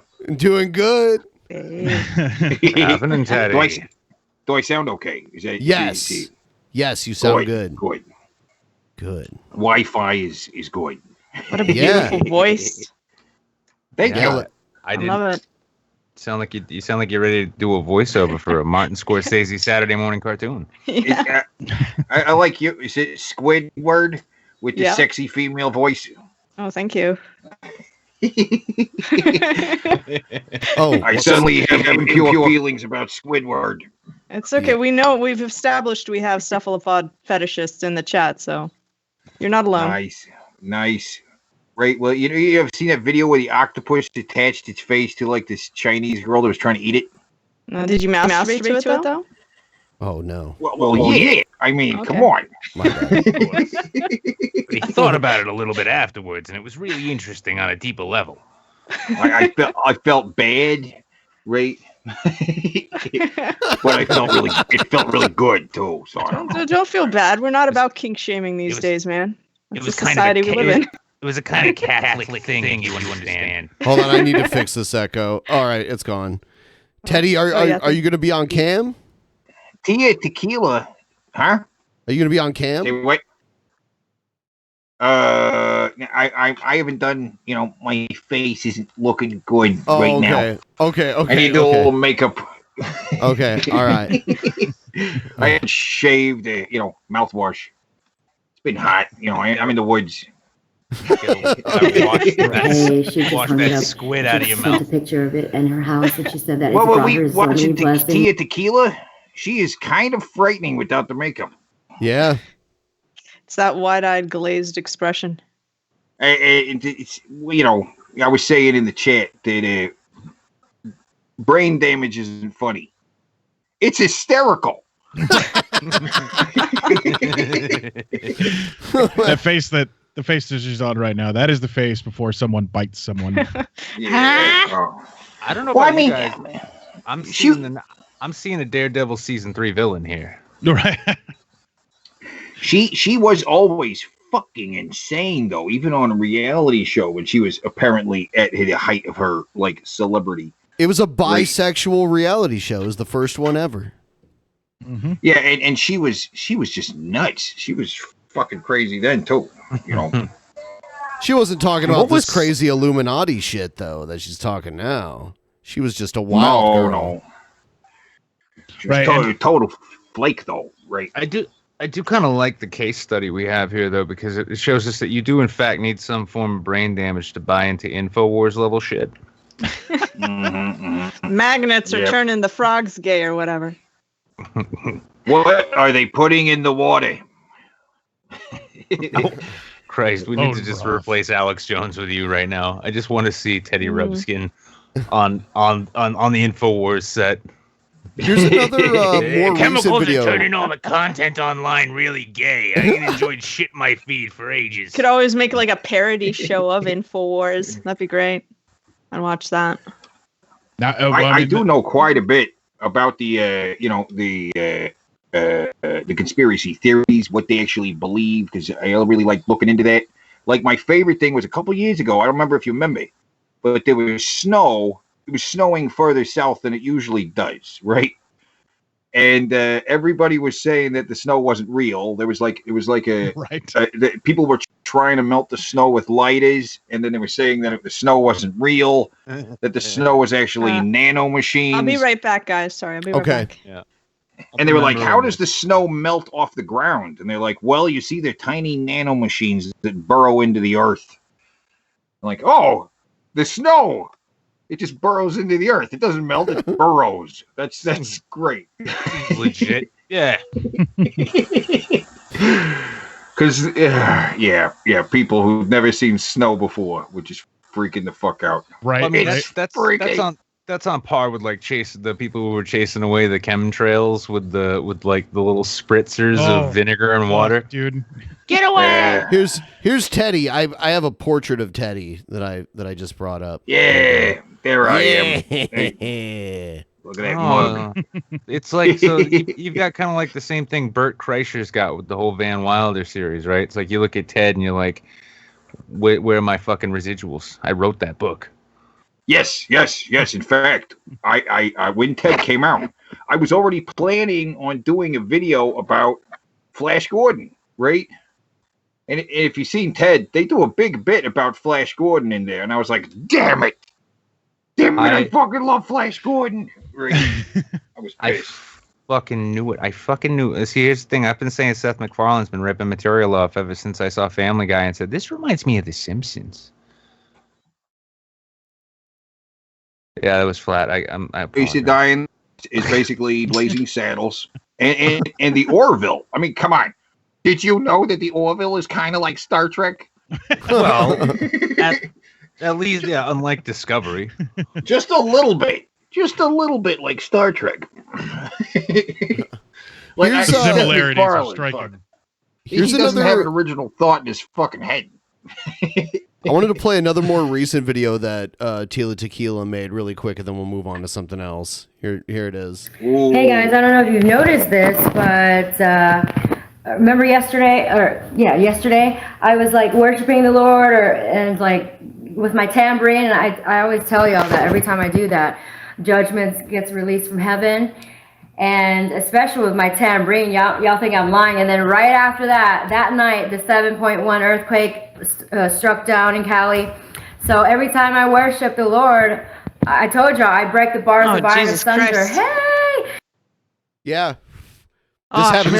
This happens when she worships the Lord. Right. I'll say the Lord's natural light is considerably kinder to her than the overhead lighting in her apartment. Right. Yeah, really, it does take away from like the fucking bottomless dark pits under her eyes. Yeah. If only she wasn't dressed like a fucking clown. But you guys know that the tambourine is the most powerful tool that the Christians have at their disposal. Oh no, I did not know that. She's a goddamn shaman. Right. Fucking tambourine. Oh, here goes a little. Yeah. You know, Teddy invented the McGriddle burger. That's right. Yep. Yep. I'm processing this. Hold on. It's a McDonald's burger, but instead of a bun, it's the McGriddles. You know, the McGriddles. Yeah. Pancake I'm things, salivating. whatever they are. Yeah. So it's like a piece of meat between some pancakes? Basically. Yeah. I mean, that sounds horrible, Hey, right but now- I'd try it. Oh, you got to try it, man. So, I mean, you ever had a McGriddle before? No, our McDonald's here is fairly limited. We'd never even have McRibs. Oh man. Yeah. You guys don't get breakfast? We get breakfasts, but we have, well, actually now we get all day breakfast, so it's not even special anymore. Well, Are you, the Teddy? Are you McGriddles scraping like up some pancakes. lines or something? What the fuck are you doing? What? Did you hear a noise here? Yeah. Sorry. All right, go There's ahead. a little something on the thing. I was like scraping Oh, it. there's a little something on the thing, huh? A little something on the thing. Teddy, if you could send an earthquake anywhere, where would it be? Where would I say? Wisconsin. Oh wow, All right. that's not too far from you. Festus, Missouri. That's right. Oh, Festus. That's not a bad place to send an earthquake. How about Japan? Japan Oh, needs wow. an earthquake. They do? Yeah. They had one not too long They had ago. some like pretty awful ones. Yeah. Right. Well, maybe they'll stop fucking robots over there. Tornado. Little tornado. Little tornado. See, she has a kid this old. What are you trying to do here? Oh my god. Huh? She has another one too that's like Two right 3 there. years There's older. another one right there. Did you send that earthquake out? See, I'm more concerned about this kind of crap than her filming pornos with the kids there. Kind of concerned about both. Yeah. She's So definitely bad. not filming pornos, but she's asking these kids, "Did you send out an earthquake Little tornado. or Did tornado?" you girls send a California earthquake? They send many earthquakes here all day long, but I ain't scared. Wow. Wow. I mean, hopefully, despite the shits, despite the fact she says some crazy shit, hopefully she at least takes good care of her kids. They don't look too badly off. I don't know. Yeah. Well, I mean, with the little kids, they see her mom is on TV, right? They know that she's a celebrity of some kind, right? This weird kind of thing. Where she's going to tell them these things, the kids are just going to be like, I guess that's true, Yeah. Yeah, I mean, either she'll create her own little crazy people, or alternatively, these kids will go no contact when they're old enough. There was the one video where she gave them ice cream that was melted, and the one girl, the older one, was like, "Hey, my ice cream's melted," and she's like, "Oh, whatever, just drink it." I think that should classify as a hate crime. Did she lick the ice cream before she gave it to them? No. No. Oh, you hear about that licking ice cream thing? Yeah, you know what's happening more now? What? Fucking copycats doing. Yeah, people are such assholes. Yep. Spitting in bottles. Spitting in the Arizona iced tea. It's actually do you think those kids are vaccinated? food contamination. It's actually a crime. I doubt it.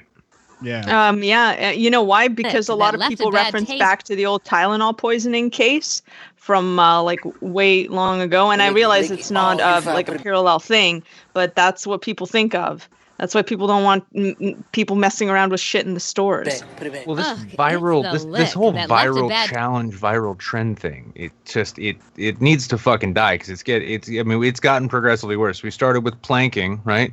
Right. Yeah. Planking is And now harmless. here we are. Yeah, no, they Yeah. started out harmless. It was just do silly shit in public and look goofy doing Remember it. And the now ice it's like, bucket challenge? It's like the prank channels. It's like the prank channels where like we start off harmless, and then the next day we have Daddy of Five. yeah, or what is it, King Aladdin? Yeah. It's not even pranking. It's just walking around in public being a dick and hoping no one beats the shit out of you. In Columbus, we had Roman Atwood. He used to do. Have you ever seen his channel? Yep. Yeah. Wasn't he the guy that got into shit for like kissing women on the street or something? Was that the guy? No. That was Sam Pepper. Oh, okay. And we've had Sam on the show. Sam's actually been here with us before. Oh yeah. Yeah. I was on that episode. I was so fucking outclassed, dude. I was like, I am not as important as the rest of the show. Like, Sam's great, man. Like, at least like on the show, he's great. Everyone was like, I didn't want to like Sam Pepper, but he was actually really good. He is good. He's a natural entertainer for sure. Well, he strikes me as a very charismatic person. Oh yeah. Oh sure, I don't doubt that he's a charming motherfucker, right? I mean, and frankly, the idea of a prank where you convince a friend that you're shooting another friend in the face. Yeah, that's a pretty good prank. That was a hardcore so prank. Fucked up. Yeah, that was a huge prank. That was a good prank. I think that might have been totally staged, though. I think it might have been completely I don't know staged. that if it was, the other guy was a good actor. He was pretty freaking sure. the fuck out. Yeah. I'm pretty sure he's admitted that a lot of that stuff was staged. But Yeah. I I mean, don't know. honestly, I hope it was, because if it wasn't, that's a pretty horrific thing to put your friend You know through. what he'll do now? He'll buy some old shitty car that costs like $1,000, $2,000, and just go on a road trip with it until it dies, and then and then just ditch it somewhere and go home. However he can get home. It's weird. That's kind of sounds like the fun. Yeah, the car breaks down and he just screams at it like, "Oh, you got pranked, stupid ass Mazda." Okay. Well, No, man, he if I does the had that IRL much stuff. disposable income, good lord, if I had that much disposable income, I would never not be high. Yeah, I mean, I Well, would you got at your least- priorities straight. I'd at least actually have a car now, which would be nice. Right. I have That this too, yeah. kind of weed. Right. What you got? Oh man, nice packaging. We got such boring bullshit packaging in Yeah. Ontario. That's so Here's nice. my other one, Aloha. Oh. Oh we have classic packaging. It's Glad wrap. Yeah. We have just these like little black. They look like fucking pill jars or medication things. You know, like they don't look like. It just looks like meds. The cellophane off a cigarette package, you seal it up with the lighter. Yep. Oh, I know what that's like. I know exactly what that's like. Well, I mean, you gotta Says keep I in still mind don't buy legally in Canada. Yeah, a lot of us don't. Because honestly, the selection for the OCS, A, sucks. B, is way overpriced. C, sells out on anything remotely decent in like minutes. So yeah, a lot of people in Canada still rely on moms. So Well, here's what I love too. Like, so we don't get legal weed here because that will increase our addiction problem. I go to the bodega, a little like the superette next door. They sell. You guys know what love roses are? no. No. They're No. these great little things that you can buy your sweetie. Tiny, tiny, tiny little roses that just happen to come in these perfectly straight little glass tubes that are about that long. And they sell them right next to the sort of like the wire scrubbies you can buy. And then they sell those right next to bundle packs of tiny, tiny, tiny little baggies. It's amazing. Yay, they sell crack. It's literally right. No, it's crack paraphernalia, and I love it because it's like one of the bigger stores in the neighborhood, and you go in there, and it's just like right there. It's like, oh, you want Skittles? You want some crack paraphernalia? Listen, I've got several bootlegs of Captain Marvel.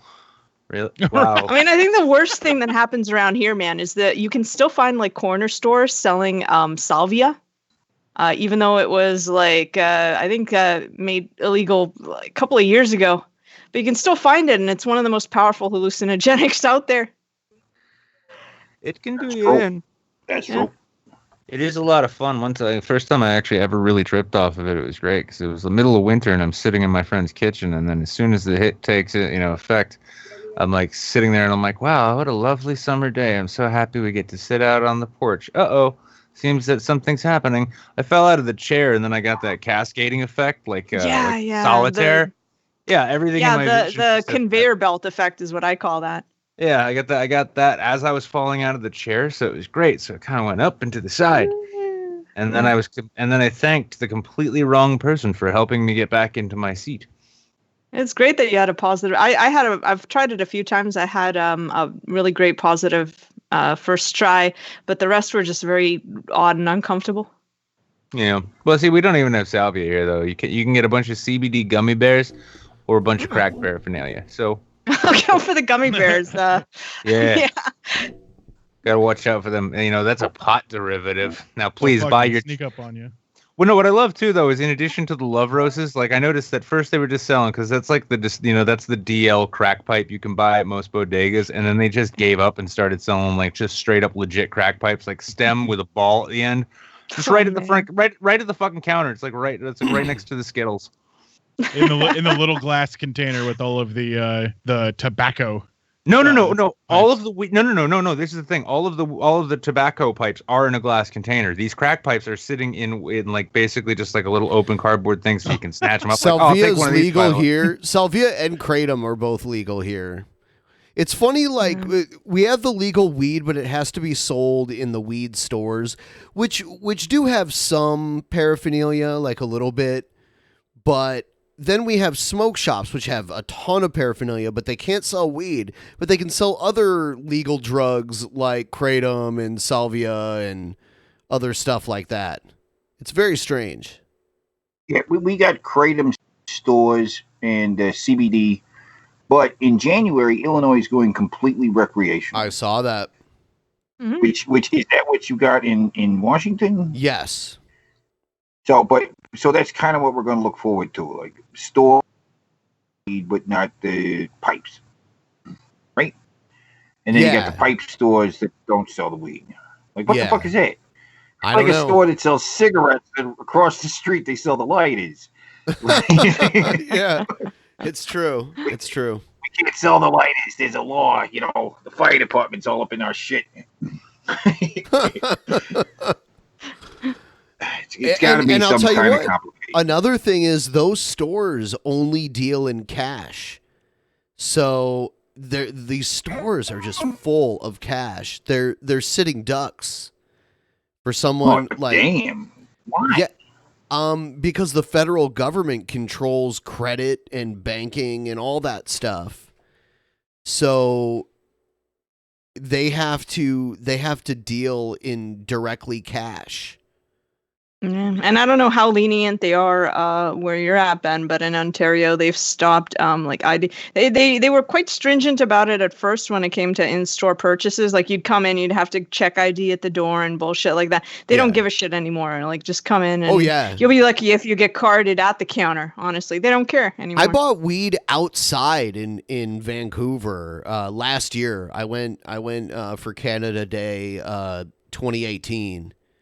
And there was like a park where where a bunch of people were selling weed, all kinds of weed and edibles, and it was pretty awesome.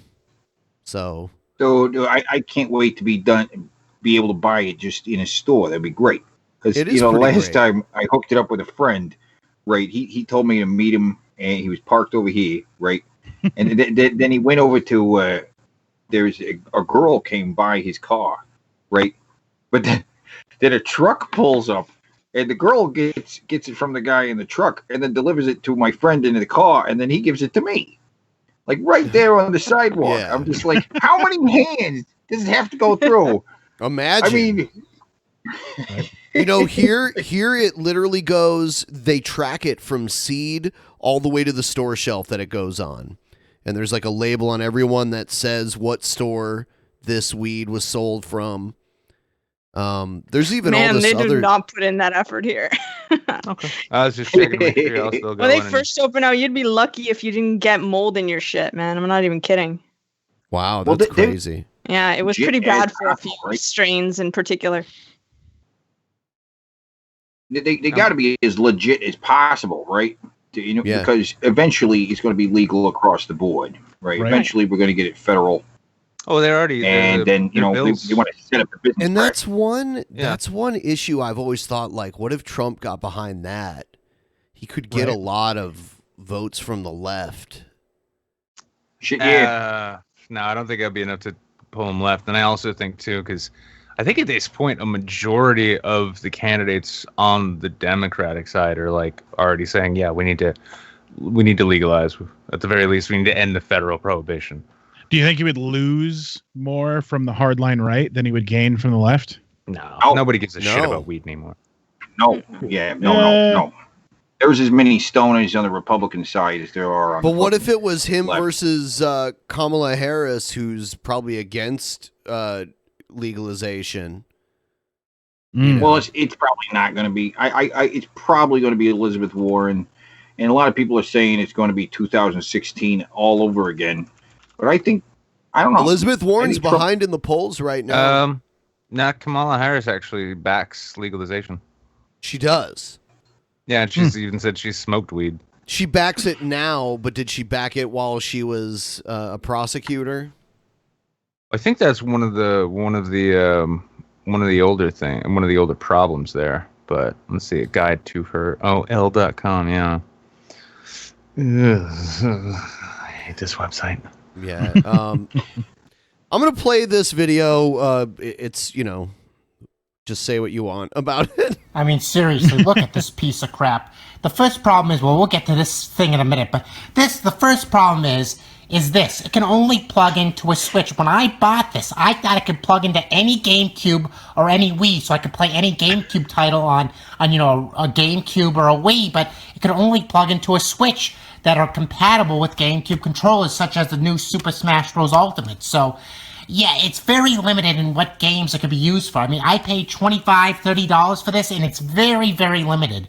I thought, it'd be cool to have something like a Peach or a Mario controller. Or I think they have a Zelda one and a Luigi one, but it's very limited, very limited. This is the kind of this is one of the guys who bought Belle Delphine's bathwater. No, I applaud this gentleman for, I'm sorry for assuming her gender, for just breaking down the walls of gender with this very pink controller. Holy shit.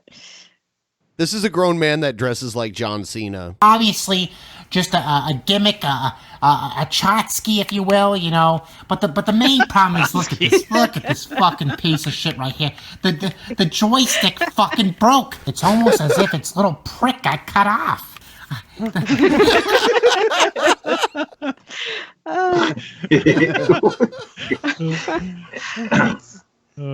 like the Plinkett of gaming channels. Just look at this little stub right here. It's like if you cut your finger off. Yeah, what good is that? What good is I know I had it on my shelf and there was some stuff that was on top of it. It might have got a little crushed, but I've done the same thing with other GameCube controllers, and this did not happen. The knob did not break off. I mean, look at this piece of caca right here. Now I can't even play the games, and I mean, yeah, what a piece of shit. I mean, how am I supposed to play my games like this? I guess. When I hear this guy talk, I just picture Jerry Lewis saying everything that he's saying. Yeah. It's so technically functional, maybe, but oh my God. Yeah, and there's no games to even play on it. All I can think of is Super Smash Bros. Ultimate. I couldn't even play any games anyway. Lady. Because of this thing right here. But even if it could, look at this. Look at this piece of shit. And the L and the R buttons, yeah, they're a little stiff than real GameCube, a little more stiff than real GameCube controllers. I mean, yeah. I mean, the thing is, I was really excited about this too because my old GameCube controller, it's very, very old. It's breaking down a little bit, so I thought I'd get a new one, and this looks so cool. Peach or Mario, and they only had the Peach one in stock, so I got this. Oh, God. Mario. Who calls it Mario? People from New York say that, like G-Man says that too. Mario. Yeah. Mario? Yeah. Yeah, I've heard people from New York say Mario before. I don't know. Mario. East Side Mario's?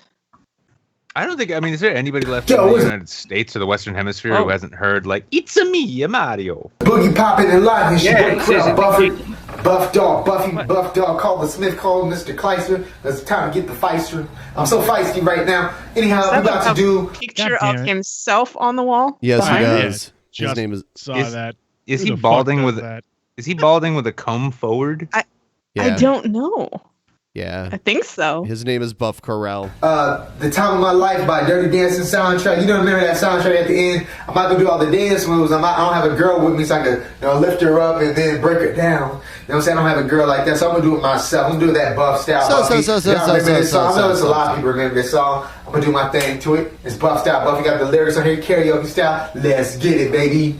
Baby. Is it racist to say I have no idea what the fuck he's saying right now? No, it's not. It's because he's fucking crazy. Because His what belly the fuck? button looks like it's winking at us. Oh no! Oh god, there's another one under the first one. Just in case he gets tired of the first one. I can't tell if he's naked in the second one. Some people like to do side by side. I like to do it over and over. This guy likes himself a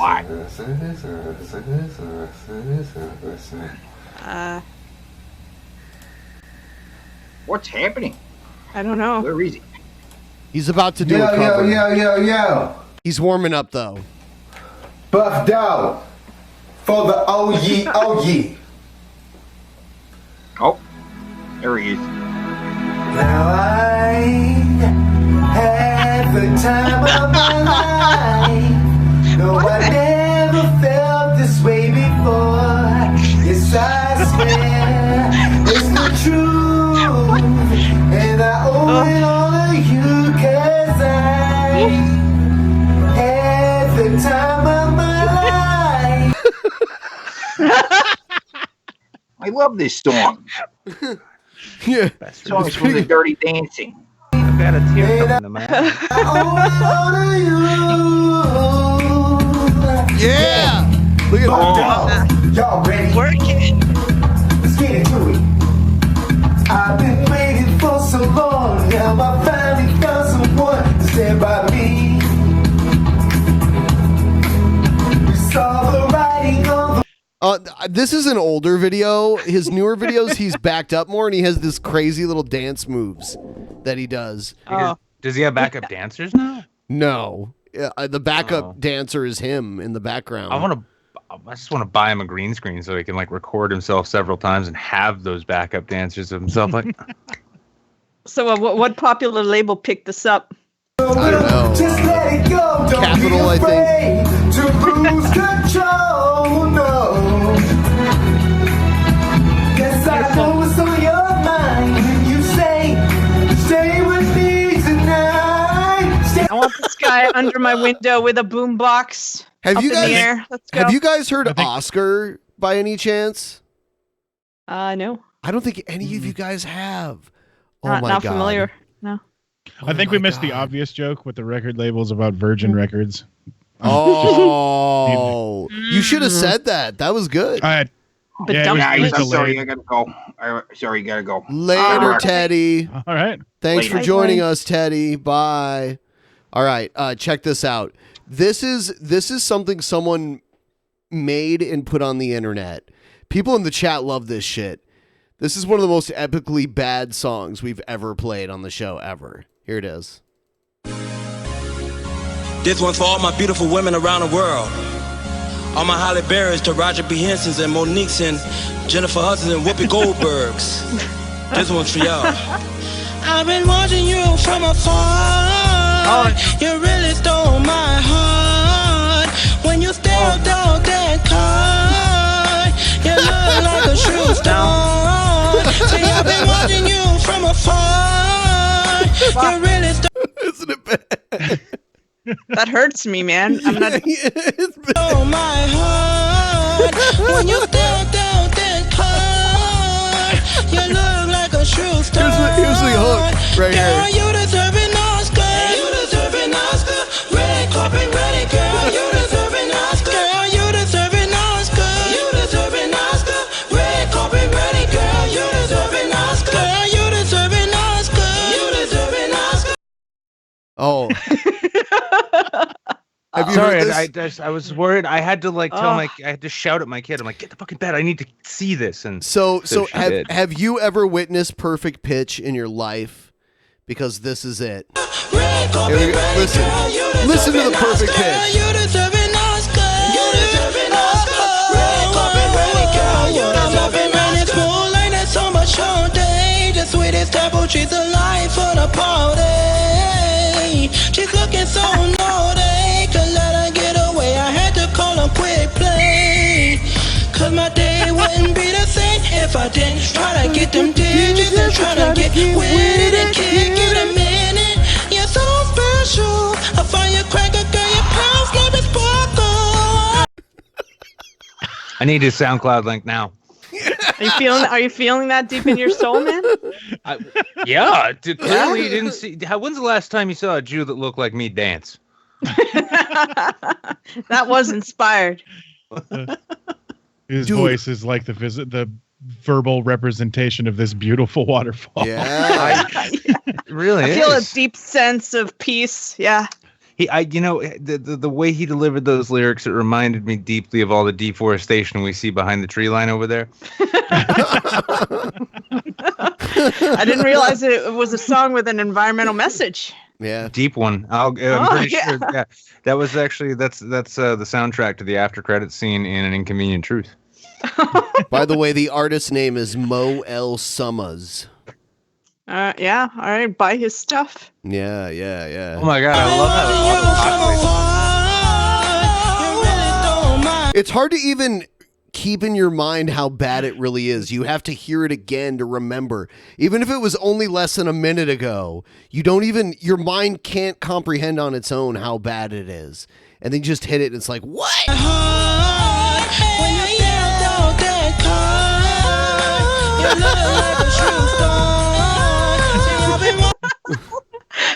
You just noticed the shrieking backup singing. Okay. Here's some crazy shit. Someone, this was a news story. Man caught on camera peeking into window while masturbating. Busy Saturday. He's a peeping Tom. Look at him. Yeah, he's a peeping Tom. Look at him. He moves like a snake. That's an awkward position to masturbate in, bro. For you. What the fuck? He walks like he's that alien wearing a skin suit from Men in Black. This is some premise to horror movie shit, man. Yeah. Some Metal Gear Look at him. Solid Look at him. He's jerking it. shit. He's jerking it. Oh! No! It's like his bones don't fit in his body. He is in such an unnatural position. It's a really weird, awkward, like. Yeah, his bone is sticking right? out of his body right now. Right. You're right.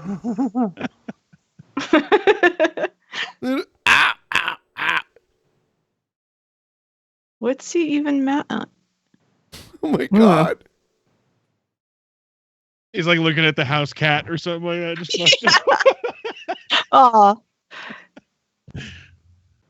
Creepy. Oh, this guy. Oh, shit. Address my subscribers right now. First of all, to all my new subscribers. This guy says he's emo. And he made this long video about how he's emo. Okay. So. Well. Why are I'm Johnny's disciples? Why are there pink handcuffs in the background? No, I'm wondering. That.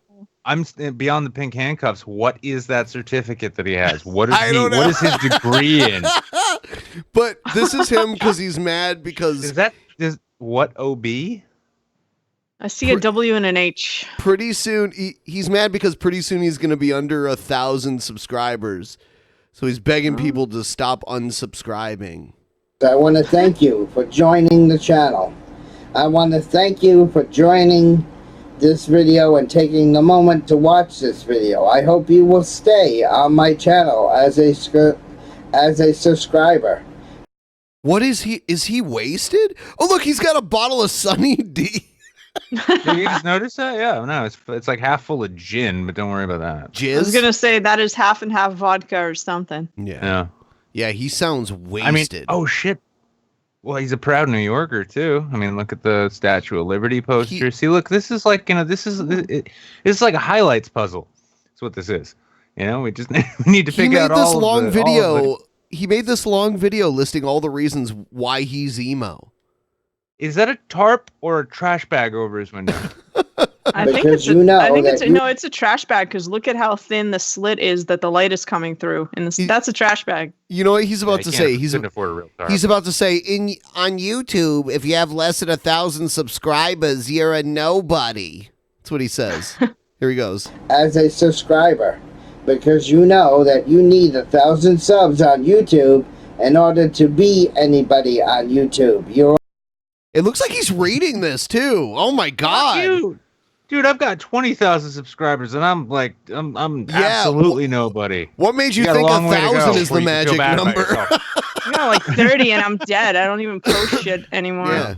Are virtually an unknown nobody if you are under 1,000 subs. And I keep losing subs, people. Over the last few days, I noticed that some subs that have been coming to my channel have been leaving. And if you decide to leave my channel or unsubscribe from my channel, I would rather you do something else. There's another thing you can do to my Like channel. what? Oh wait! He's gonna bargain with them. He's about to bargain with them. Where you can stay subscribed, but you don't have to watch my videos.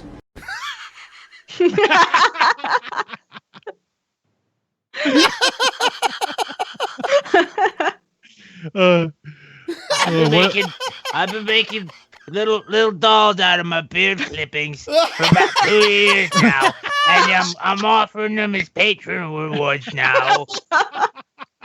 They come with names and little bits of clothing. Nathan Lee in the chat said that this looks like Egghead, but I mean, it's like Egghead from the future. I feel like this is Egghead after the brain damage. Like Egghead is more articulate than this. What are you talking about? I dated a tequila in high school, and she won't get back on me on Instagram anymore. She sent me an earthquake. Follow me on Instagram. I'll show you pictures of my cat. An email. Stay subscribed and not watch my videos and to unsub because I need that 1,000 subs. And I beg you, stay subscribed. Oh no. Whoa. I would unsubscribe. If I was subscribed to you, this would make me unsubscribe. Yeah, you don't get to rip off Mike Myers and Dana Carvey like that on my watch. I mean, it's just, I don't know. It's a little too much. I mean, what is this guy's regular content? If this is his him plea talking about for how subs? defending why he can call himself emo. That's the bulk of his shit. Fun. I don't know. I mean, his other stuff is weird. I think he's a Von Helton fan too, maybe. I see the self-loathing in his eyes, so he doesn't need to defend him being emo to me at all. I believe you, sir. I believe you are full of emotions. Most of them are not happy. Stay subscribed, okay? Cleo disappear. Now, how you can edit your subscriptions, and I will show you this right now. Here we go. I'm going to bring up YouTube's subscription manager page. And every one of you guys have this page. I swear, if you film it off of your screen,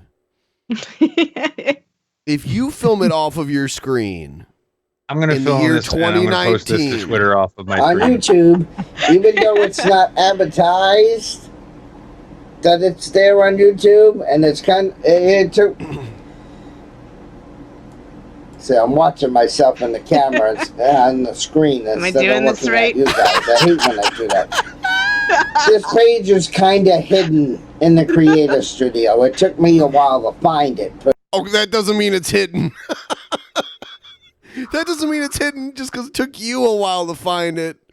But anyway. This video, but I just found it, and I'm going to share it with you. So instead of unsubbing from me, please do this. Okay? I'd rather you do this than... You know what? One time Egghead got trolled. A bunch of people, like I don't know if they made a bunch of fake accounts and stuff or what they did, but Egghead got like thousands of subscribers in one night, like 3,000-4,000 in one night. And then like he was all like happy about it. And then by the next morning they just started leaving. Like thousands just started like leaving. Oh, that's brutal. It was crazy. It was fucking crazy. Thumbs up from me so you can stay counted as part of my 1,000, all right? Alright, so here's what we're going to do. We're going to show you this screenshot right here. As you can see, this is YouTube's subscription manager. Over here where you can see the mouse with over here where you can see the mouse would normally be your list of people. Okay, I'm done with your video, but don't do this.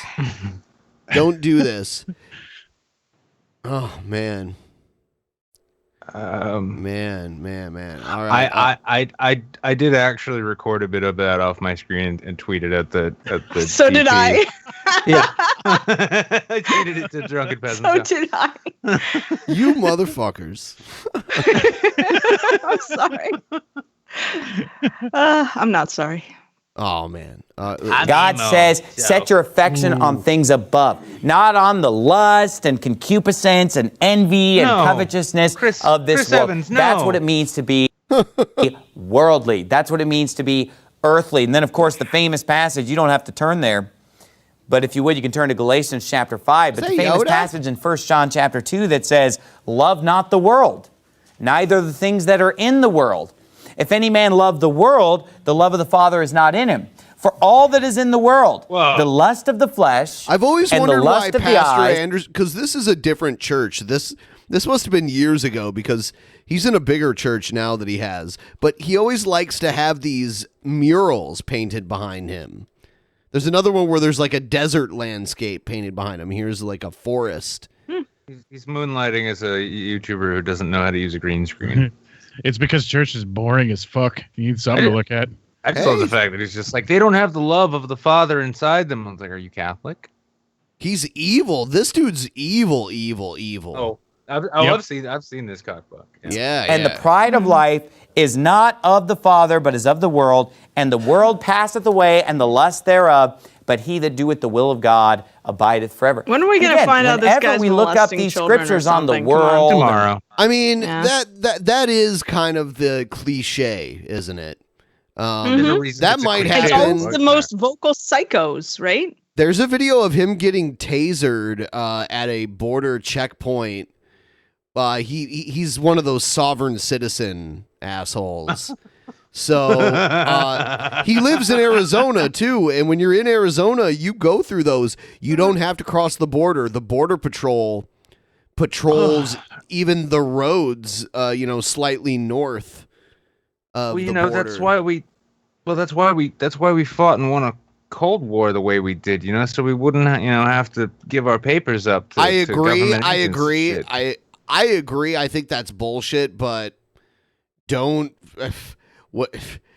That doesn't change the fact. I mean, you want to debate that with them when they pull you over? I mean, no, I love this shit too, because I'm really of the opinion, because like take the whole globe, right? Most of the real batshit crazy people seem to come from Middle East. We could say that, the violent ones, at least ones that are making big problems. And then you look at the U.S. and it's like if it's not Florida, you can always count on Arizona for some juicy, like sun-baked. They all say luck.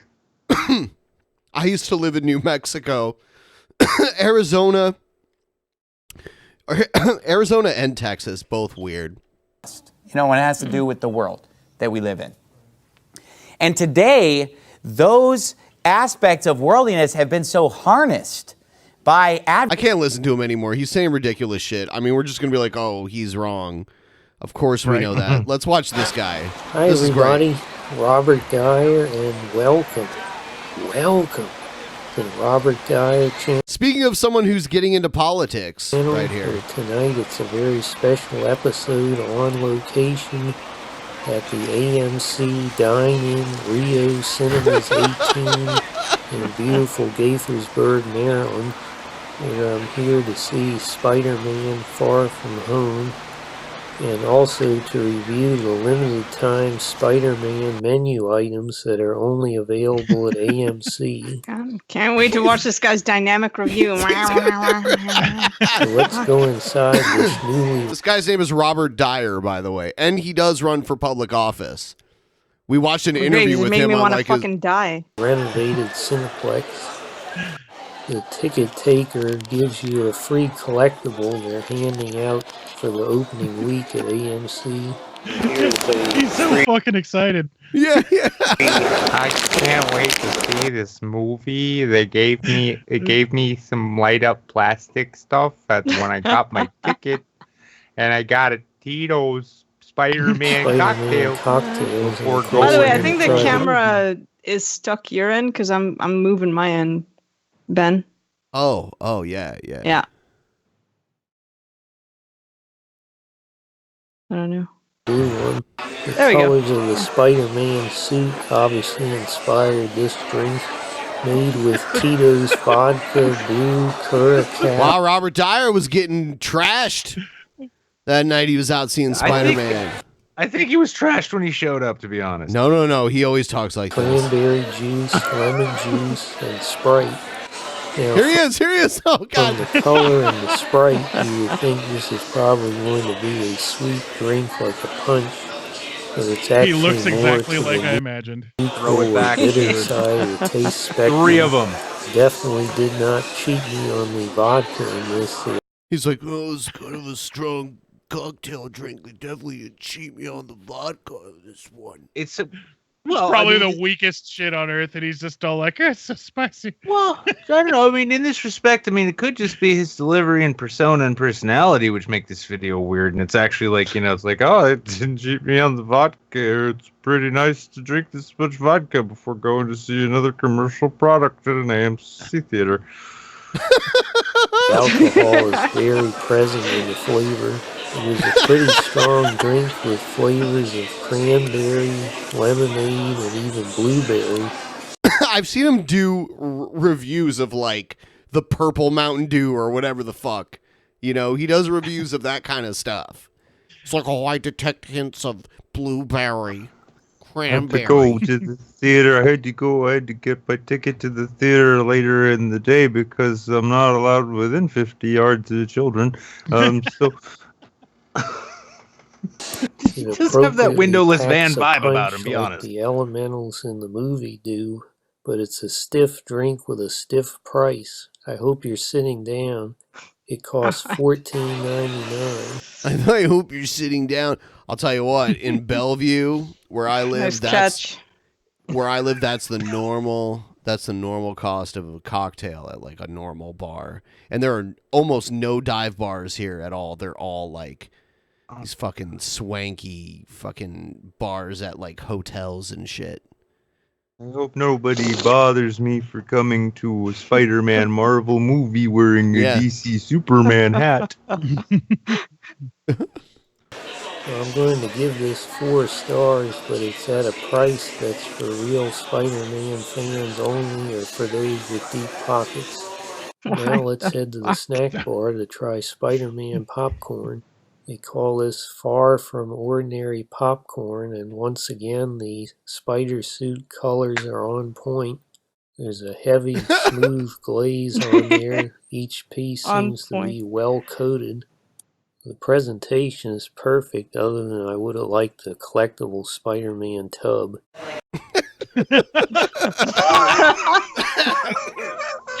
This man's Spider-Man's. I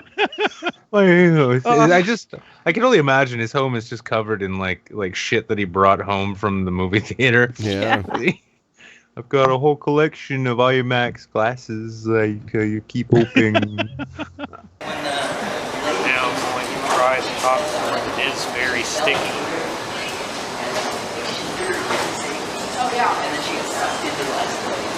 Smells more like candy than popcorn.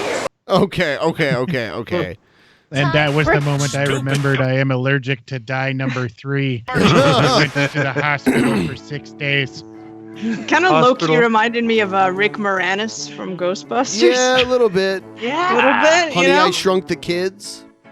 Yeah. He was on SCTV back in the day, which was a great show. Let's see. So it's $14.95, much like the Spider-Man cocktail. I hope you're sitting down. Sushi. Yeah. Sake. Yeah.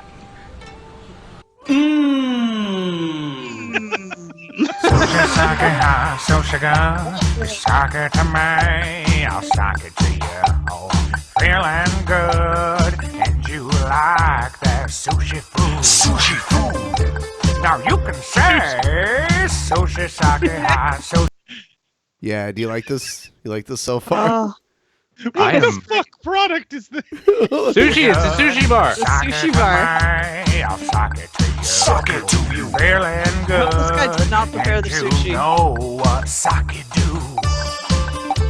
Now you can say sushi sake hot so good. You sock it It's a very to me. awesome combination of cultures being presented here. Feeling good. That waiter's so You proud. like that sushi food. Now you can say, hey, this guy's good. Acosta Sushi, serving authentic sushi food for the Grand That Rapids one area, poor located on Japanese 28th Street dude. in Cascade. Is that real? Don't worry, white folks. You can come on down here. This guy's got hacked. I can't tell what I like more. I can't tell. Yeah, Grand Rapids. I can't tell. I'm gonna call them right now. I can't tell what I liked more about that though. The fact that like, you know, it busted into that hip hop country ZZ Top thing, or the fact that they decided to try and sell you on food and room lighting with like with a VHS camera. It's like, real. Oh yeah, it's a real place.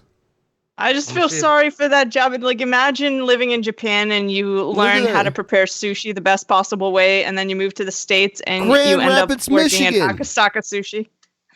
Yeah, it's got 4.5 out of 5 in Michigan. Michigan sushi, very good. Wait, is it? Well, did Yelp just say it was closed though? I think it's closed right now. Oh, because Like I mean, hours. I guess it's late at I shouldn't night. bother calling them. I've made a few calls to businesses on streams before. You know, when Jeff's not on Saints, I don't know what to do. Someone with said myself, so I- landlocked sushi bar. No thanks. Take a look at a map and look at Michigan. It's kind of hard to say that it's landlocked. I mean, it's not the sea, but it's definitely not landlocked. Don't worry, Ben. We'll go to war in Michigan someday, and then all of America will know the geography. Yeah, I know. We let them slide the first time. We're not going to make the same mistake again. Just still jamming to that song, though. A sock to you, a sock to me. Give you all that sushi and a socket to you too. Hey, this little Japanese guy's not bad. Super proud to be my commercial. Yeah. Do you have more of those? It's the only one.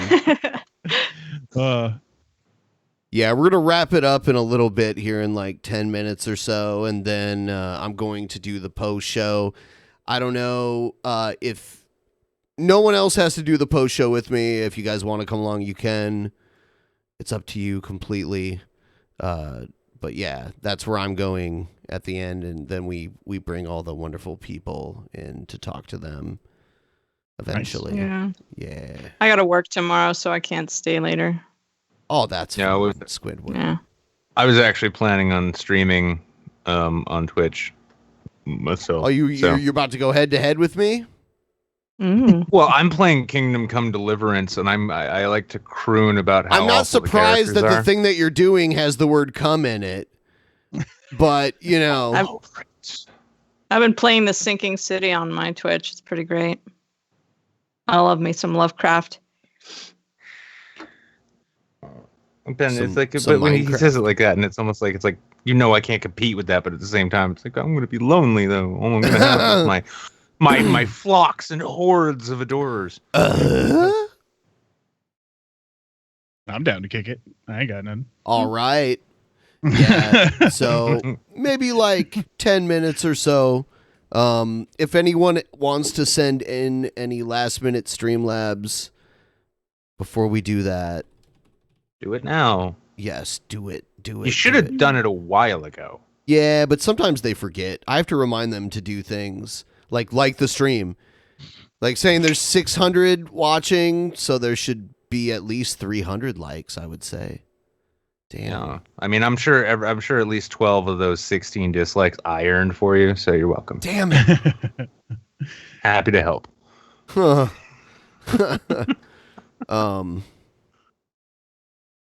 Did you have any old Streamlabs to catch up on? I know I saw you got a patron. Yeah, I'm looking at, let's see. We have Aaron, $5 patron. Thanks, Aaron. Oh, what do we got? Josh DeForge, $20. This world is garbage and should be bombarded with nukes. Damn. You live there, Josh. Not for long. Hey, Luke, I see ya. Yeah. He's just upset that he can't keep 1,000 subscribers. Randy Gindy, free YouTube money. Thank you. Yeah. YouTube hands you shekels to give to me. Zach Perez again. It was Casa Diablo and vegan food. Yeah, it makes sense. Yeah, strip clubs are also restaurants in Portland. A lot of them anyway. And then there's this really kind of grungy strip club that we go to in Portland too, but it's kind of cool. It's like a hole in the wall bar. Jeez. Jeff made me go there the first time, and I'm now I've gone there with him. Wow. So you haven't been to Portland, have you? Me, no. What? I live on the exact opposite side of the country, and I don't care. Fuck. Lord Vader, $4.99. A petition should be started for Von Helton to cover "You Deserve an Oscar." Oh yeah, because he does karaoke. We need the track though. We need the track without the vocals on it. Yeah. So that's all we've got so far. If you play, if you send in your Streamlabs now, I will read when they come up. Here's something fucking crazy I just saw just now. Now again, I keep bringing up this tiny little shitberg fucking city, this little mini Sin City that I live in. It's 34.98 square miles. Yeah, 111,000 people. Not a very big city. Just today. Gunshot heard on Union Street, burglary on Hooksett Road, police pursuit on Belmont, death on Amory Street. To tell Dusty the cockatiel that he's a beautiful bird. Oh. Did you catch all that? Skeptalk, tell Dusty the cockatiel that he's a beautiful bird. My bird is more beautiful. Nutty is a beautiful, beautiful bird. What kind of bird is it? He's a green cheek conure. Ooh. I always wanted a bird. They're a kind of parrot, I guess. Yeah. Was I the end of that chain, or was I supposed to go further? I missed. You're supposed to tell him he's a beautiful All right. Yeah. I was just checking to see if I was the end of the chain, or if I was supposed to tell. I think you got to handle that. Yeah, that's on you. Dusty, we've covered this a few times. We got to work on your self-esteem issues. But you are a beautiful bird. I think he just loves to hear it. And don't ever let anyone tell you anything different. I've seen Dusty just take a big fat dump while he's on the show before. So, this is how this works. If you have the browser up, and we're going to create an infinite regression, which is kind of cool anyway. So, here's the Brave browser. It looks just like Chrome, right? Download. Basically, Brave is the way to support us without spending real money. We get real money just for you using the browser. So use the link in the description, our link to download the browser, install it, use it. After a month, we get a kickback for you downloading and using the browser. And then every month, you'll accumulate these tokens. And then you just give us those tokens. And the way you give us the tokens, you click on the triangle, send a tip, and this is how you send us a tip. I don't have enough bats to send a tip to myself. But that's how you do it. Is this compatible with like Streamlabs or whatever? I want to check this out too. It's not compatible with Streamlabs, but it is compatible with YouTube and Twitch, and also like independent web developer, like people who make websites. And once you're registered with it, people can go in and send you the tips that they like, the crypto that they accumulate. Right. I like donating to some people I like, so that's pretty good. Yeah. If you Check click out. the pancake option button in the upper right hand corner and go to Brave Rewards, you can set up an auto contribute so that you never have to click those buttons again. Sweet. It does. Yeah, it looks like it's pretty good on privacy. It's open source, which is fun. I like this. Thank you, Ben. I think I'm actually going to hijack this idea and push it on Saints. Here's Yeah, the same. reward settings for it. So like you just have to have ads on. I have it set to 5 ads an hour. The ads are very small. They pop up in the lower right-hand corner of your screen. They just pop up for a second. You can click on them. You don't have to click on them, but you can, and it'll bring up a web page. And every month on the 5th, you get all of the basic attention tokens. That's what they're called, bats. They're actually on the market. Man, there was one month when the bats went up. They went from like 20 to like 60 cents each in 1 month. We had a lot of them. So you don't actually have to click and watch the ads to earn the bats, or? I don't think you do. Oh, No, it's just got to be on. Yeah. Oh, that's actually really good. Okay. Also, its built-in ad blocker is pretty dope. That is nice because it does get kind of annoying when you get like the, especially if you're using Chrome, you install your ad blocker and then it's just like, we're going to block other shit too. No, please don't do that. No, it's fine. You're going to love it.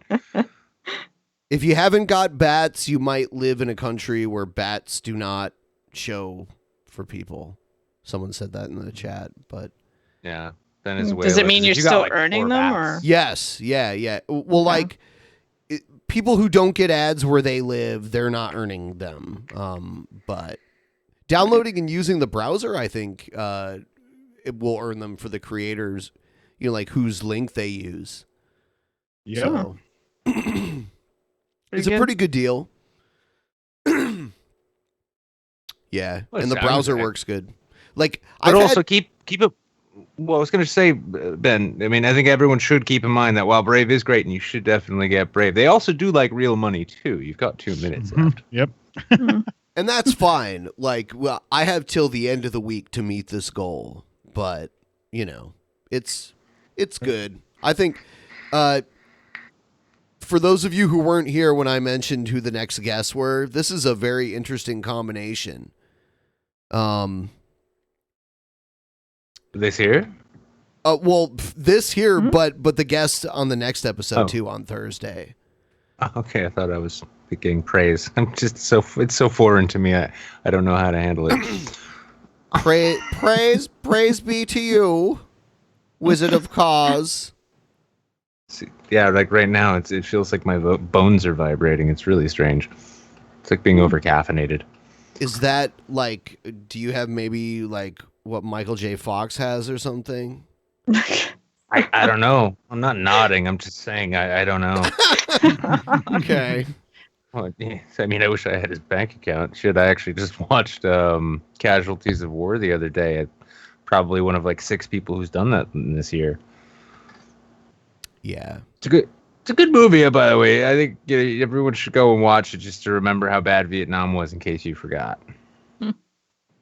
I wasn't never thought I there, could kill- but I've heard it was pretty terrible. I never thought personally that I could kill a Vietnamese person, but then like 1997 proved myself wrong.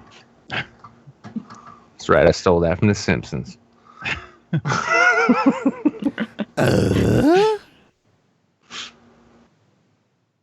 It was pretty bad. Wait, the movie or that joke, Brainius? 'Cause I'll accept my jokes getting criticized, but you will not talk shit about a Sean Penn movie. Anyway, the lineup for Thursday's show, all you guys should tune in. It's Asterios and Review Tech, Rich from Review Tech, and Ghastly. Those are our 3 guests. I still got to get him on my show. Who, Ghastly? Yeah. Or Rich? I don't know, Rich. You don't know Rich? You don't know Review I don't know Tech? a lot of people. Oh, wait. No, I don't know him. I don't know anybody. I still think Pink Guy is a thing. Pink Guy?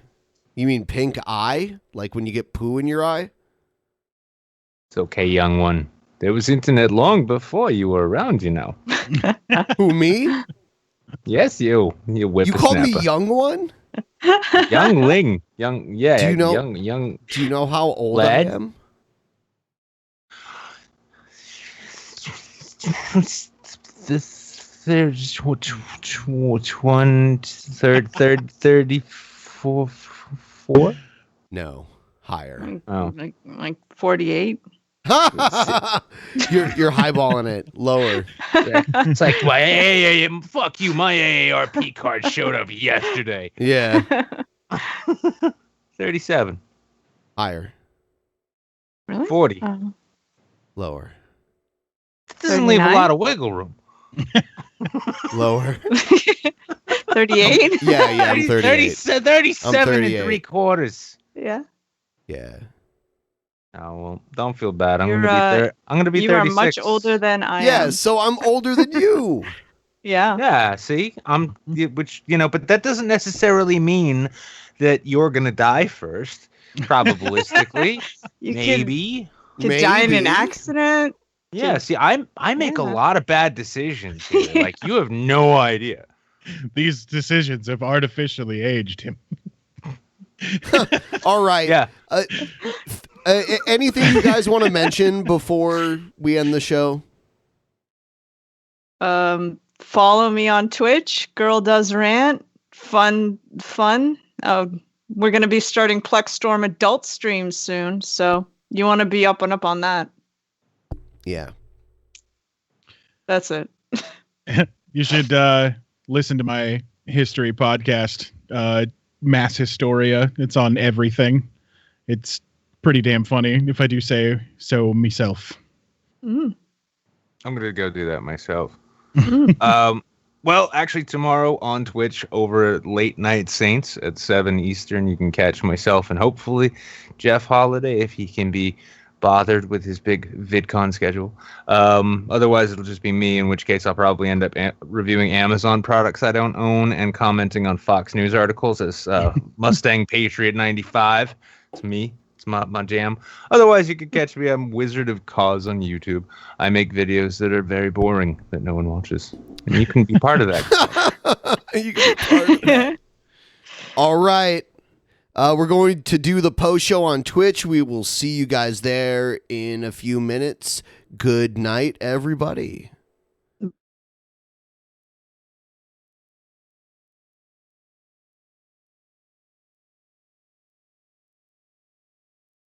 In the beginning, there was nothing.